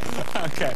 All right. I'm going to go with Real Salt Lake as a team likely to fall. So close to the championship, but now you have a transition in a new coach. You also have players that are getting older, and I think other teams around them are getting better. So it's not so much what it is that Real Salt Lake is coming back to the group, but I think there are teams that are catching up, and they're going to force Real Salt Lake to slide. And I think that the Colorado Rapids, what they did last year with Oscar Pereira was wonderful. The way he used young players, you always get a dip when it comes to young players. So is that sophomore slump going to come? They don't even have a coach yet. If they made Pablo Mastroianni coming right out of a playing career into a head coach, it's going to take him some time to figure it out. Plus, the way that Oscar Pereira had that team playing, the style that he established, now all of that's out the window. So all that continuity is done, and it's done right now where the season's right around the corner. All right, coach on the hot seat. The hot seat has got to be my man, my father in Major League Soccer, Siggy Smith. He's got to find a way to make sure that all those toys that he has, that they work, and this team has to be successful and impactful in the playoffs. All right, coach on the hot seat, Ryan Nelson. We just talked about Toronto. If I give you all these wonderful tools, you better use them. And Tim Lewicki up there will not wait around. If it is not going well, he will make a move. All right, last one, biggest DP. Well, if this guy's going to keep his job, this guy has to have a good season. He was underwhelming when he came back into MLS. Clint Dempsey has to have an impact for this team in attack. All right, and me, Omar Gonzalez. The U.S. is in a difficult group this summer. That means there's going to be a lot of defending for this guy. He might get picked up on a big sale, leaving a big hole for the Los Angeles Galaxy, regardless of how much money they get. All right, we got a pick coming. Thank you, gentlemen. Rough times in the Rocky Mountains, it appears, according to Alejandro and Alexi. The Vancouver Whitecaps up next. They took Christian Dean. They took Andre Lewis. Who are they going to take with number 30? Here's Todd Durbin. With the 11th pick of the second round of the 2014 MLS Super Draft, the Vancouver Whitecaps FC select from the University of Connecticut, forward Mamadou Diouf.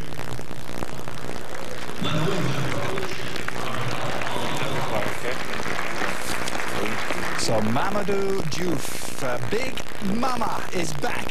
Not Big Mama, not Mamadou Diallo, although he's actually someone that Mamadou Diouf knows very well. Senegalese striker who was banging in the goals for UConn. Not so many this past season, but great years in 2012 and 2011.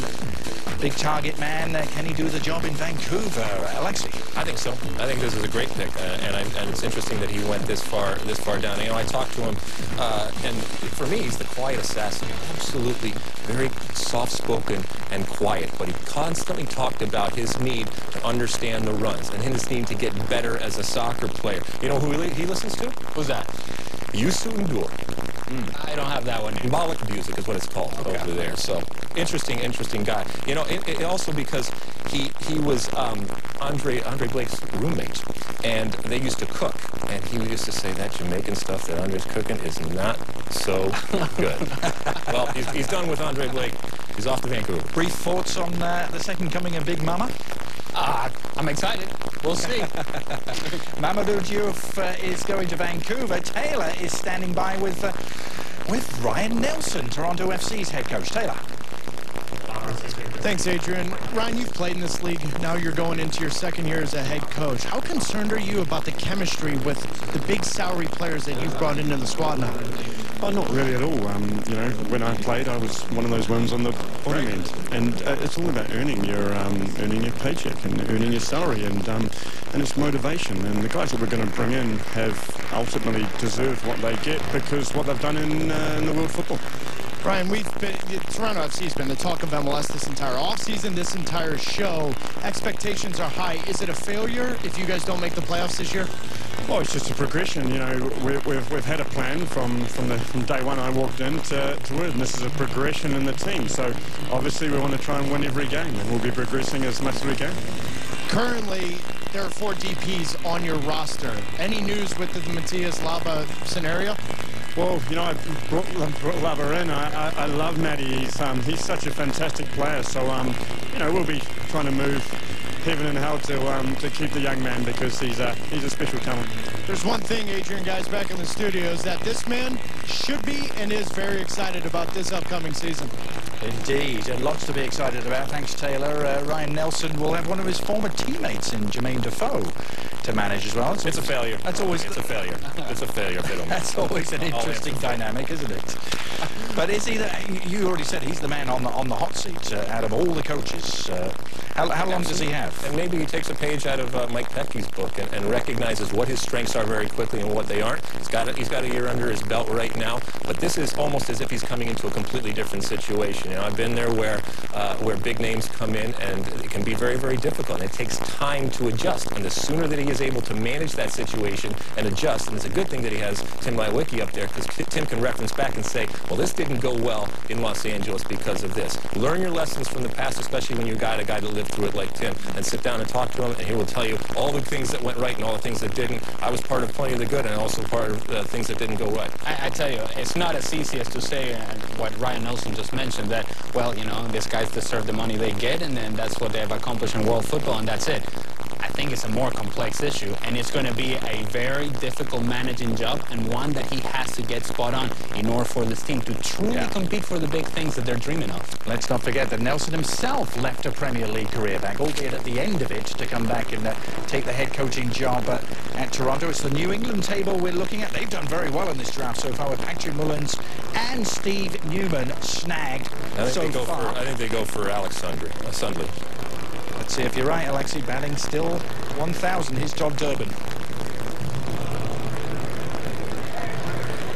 With the 12th pick of the second round of the 2014 MLS Super Draft, the New England Revolution select from the University of California, midfielder Alec Sunley.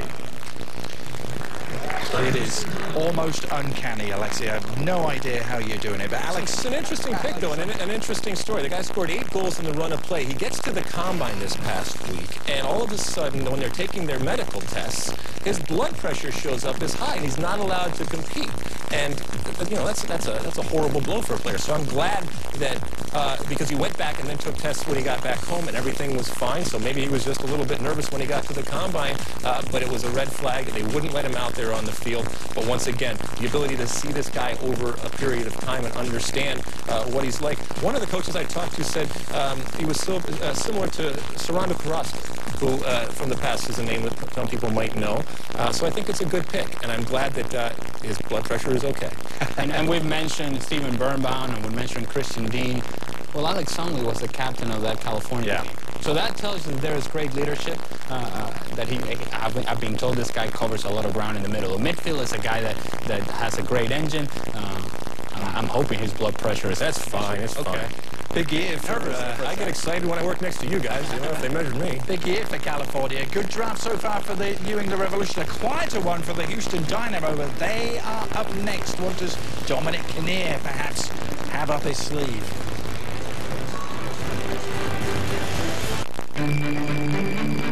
What happens when you combine the best coverage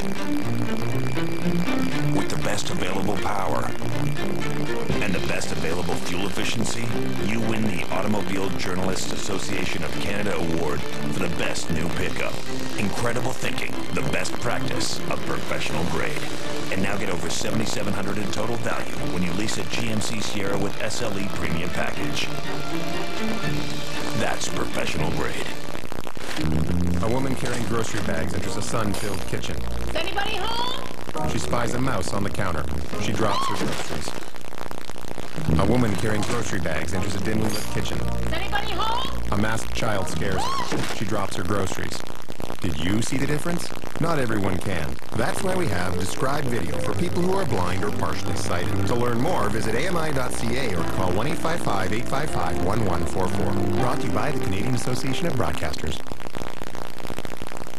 ESPN FC is our daily look at the world of football around the globe. Tonight, 11:30 Eastern, the latest edition. Alejandro Moreno and Alexi Lalas will be part of that show as well. ESPN News, the channel you're currently watching in the United States at least, as we welcome you back to our Super Draft coverage. Adrian Healy with Alejandro Moreno and Alexi Lalas. The Houston Dynamo are on the clock, and don't discount them digging out a real diamond in the rough at this stage of the draft. Warren Creavalle is a name I'll throw at you. They got him number 37 2 years ago in the draft. Can they come up with something similar? Dominic Kinnear knows his stuff, doesn't he?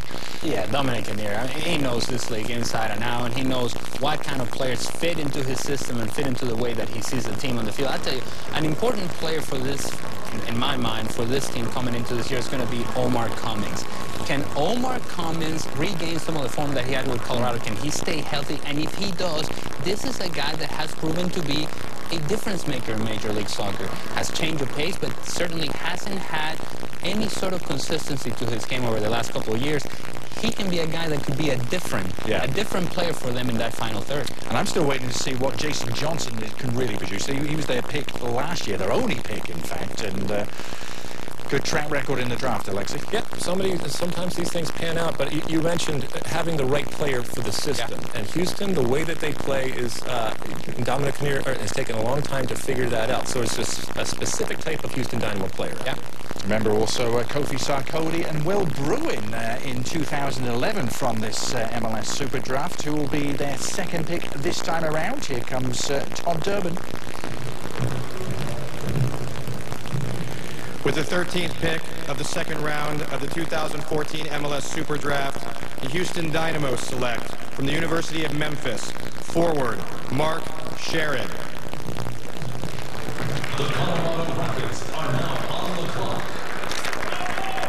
I saw Mark Sherrod play on the first day of the Combine in Fort Lauderdale. Big, imposing target man. Possibly another Will Bruin type player, Alejandro. Or another Brian Ching type player. Yeah. Brian Ching no longer there. Big boy. and certainly, heck, if Houston in any way, shape, or form could hope that this player turned out to have the sort of career that Brian Ching had, this would be the guy that they would be their headliners for a long time to come. But clearly, this is a guy that there's some room here for growth. There's potential.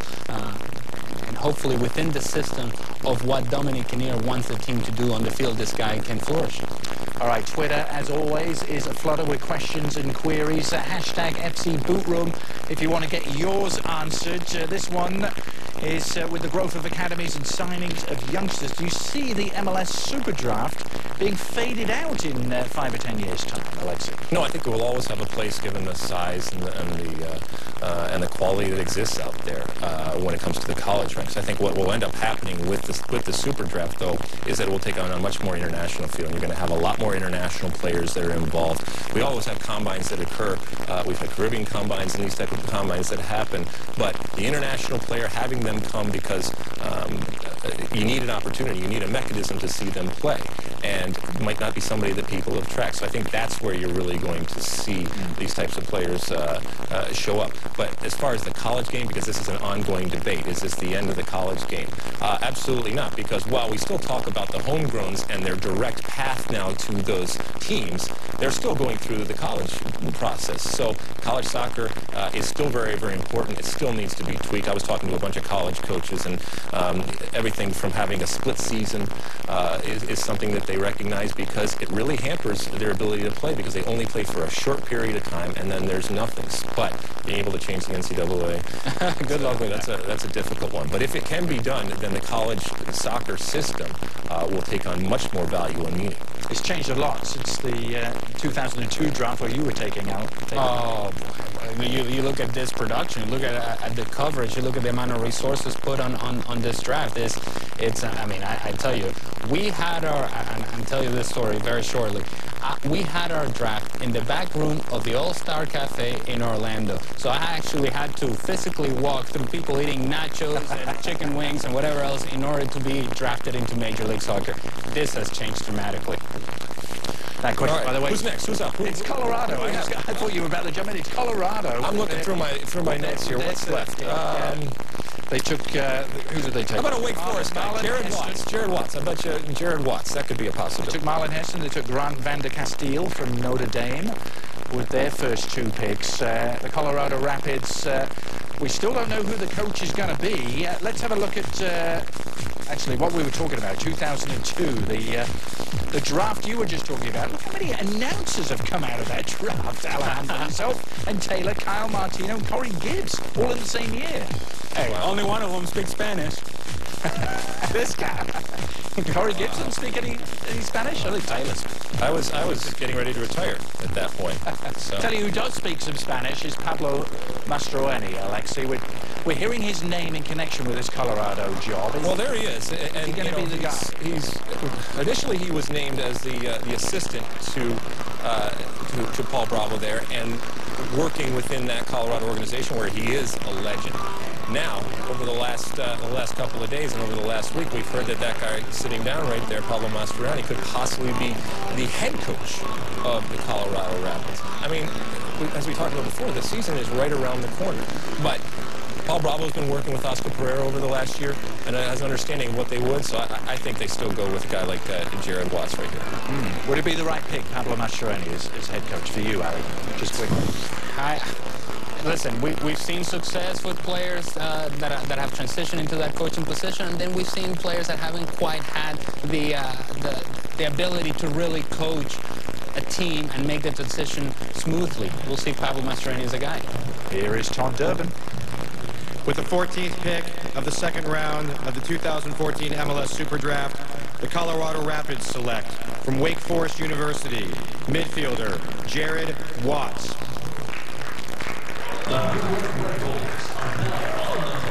Jared Watts from Wake Forest, who provided lots and lots of players to MLS a few years ago. He becomes Colorado's 3rd pick in this Super Draft. Did you get that one, Alexei? I can't remember who you said, actually. Losing track. Are you still batting 1,000? it's just it's on loop now, basically. I mean, look, if Jared Watts has Pablo Mastroianni as his head coach, he's going to go through some growing pains, both Jared Watts and Pablo Mastroianni. Who Paul Bravo decides to surround Pablo Mastroianni with, if he is the head coach, that is going to dictate whether Colorado continues to get better and continues the work that was started last year and the success that they had last year, or they took one step up and then they took two steps back. But no better person, I suppose, to teach the center midfielder position in Major League Soccer to Jared Watts than Pablo Mastroianni. There's been some question about the lack of mobility for Jared Watts, perhaps not athletic enough. Can he cover the ground? A hard-working guy, certainly a guy that will play in the middle of midfield, and Pablo Mastroianni was that guy in his career. No doubt that the Rapids won the draft last year, didn't they, with Deshaun Brown and Dylan Powers, the top two rookies in the league. And they played them. You don't just take them, but they had the confidence and the courage to play them and play them consistently, and they paid off. That was under Oscar Pereira, who's now with Dallas. Let's go back to the New York Red Bulls, gentlemen, because they are now up on the clock with their second pick. Mike Petke in control. Actually, for the first time, he really wasn't in control this time last year, was he? We didn't know who the New York Red Bulls head coach was going to be. Have you been surprised by the number of departures in this offseason? Big names as well. Spindler, Marcus Holgerson, Heath Pierce, Brandon Barklage, all gone. Bobby Convey has been the only arrival. Is that surprising to you, Alexi, for the Supporter Shield winners? It's surprising to me because of this man right here and his inexperience. And I think he's learned very, very quickly. He's learned on the job. And I think he's done something that veteran coaches do. They recognize the right jumping off point. And I think when you got a guy like Holgerson, you recognize that, okay, this might be as good as it gets, and let's get out right now. And when it's a guy like Espinola that didn't quite work out, you also say you can do better. And it's a little easier to say you can do better when you're at a club like the New York Red Bulls, which have the resources to go out and get better. We keep on hearing the name Xavi as well mentioned in connection with the New York Red Bulls as perhaps a signing for later in the year. Yeah, but that's post-World Cup, so and there's going to be a couple of months there in MLS before the World Cup, so you better sort yourself out before the World Cup. And if Xavi's coming in, you don't know what kind of player you're getting in terms of what is his level of interest as he comes to Major League Soccer. There's no guarantee that you're going to get the same Xavi that you had at Barcelona. Is this the last year for Thierry Henry? Another question swirling around the New York Red Bulls. It is his last year under contract. He says he wants to play on, Alexi. I think if Thierry Henry was going to give it up and get out, he would have done it a long time ago. I think he really enjoys. I think he enjoys living in New York. I think he enjoys, to a certain extent, playing for the Red Bulls. I think last year might have been important in terms of showing that it's not just about being there, but there's actually a winning component, which is important to a credible competitor like him. So I don't think he's done, no. And you get the sense that Tim Cahill really enjoys playing with Henry as well.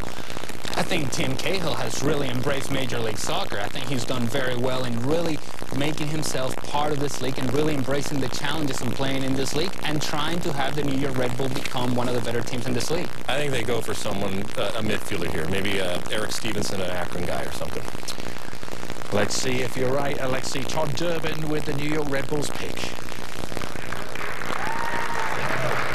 With the 15th pick of the second round of the 2014 MLS Super Draft, the New York Red Bulls select from the University of Akron, midfielder Eric Stevenson.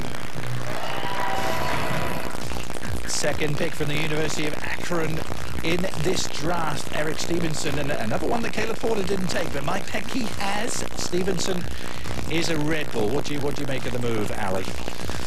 Well, and the sort of players that you're getting at this point is guys that perhaps may struggle to make the team, but if they do, they will have time to develop. They're not going to be asked to play a role right away, but they'll have that time to grow within their role in the team, and when they do that, they become better players. So that is the Red Bulls done for these two rounds, at least. The Portland Timbers are standing by. What next for Caleb Porter and company? The Yukon is 4,650 miles. I have nothing in my pocket but a head full of hope. A fair number of men are going to walk out of here rich, but only a handful are going to be remembered. This place kills. Man, hope.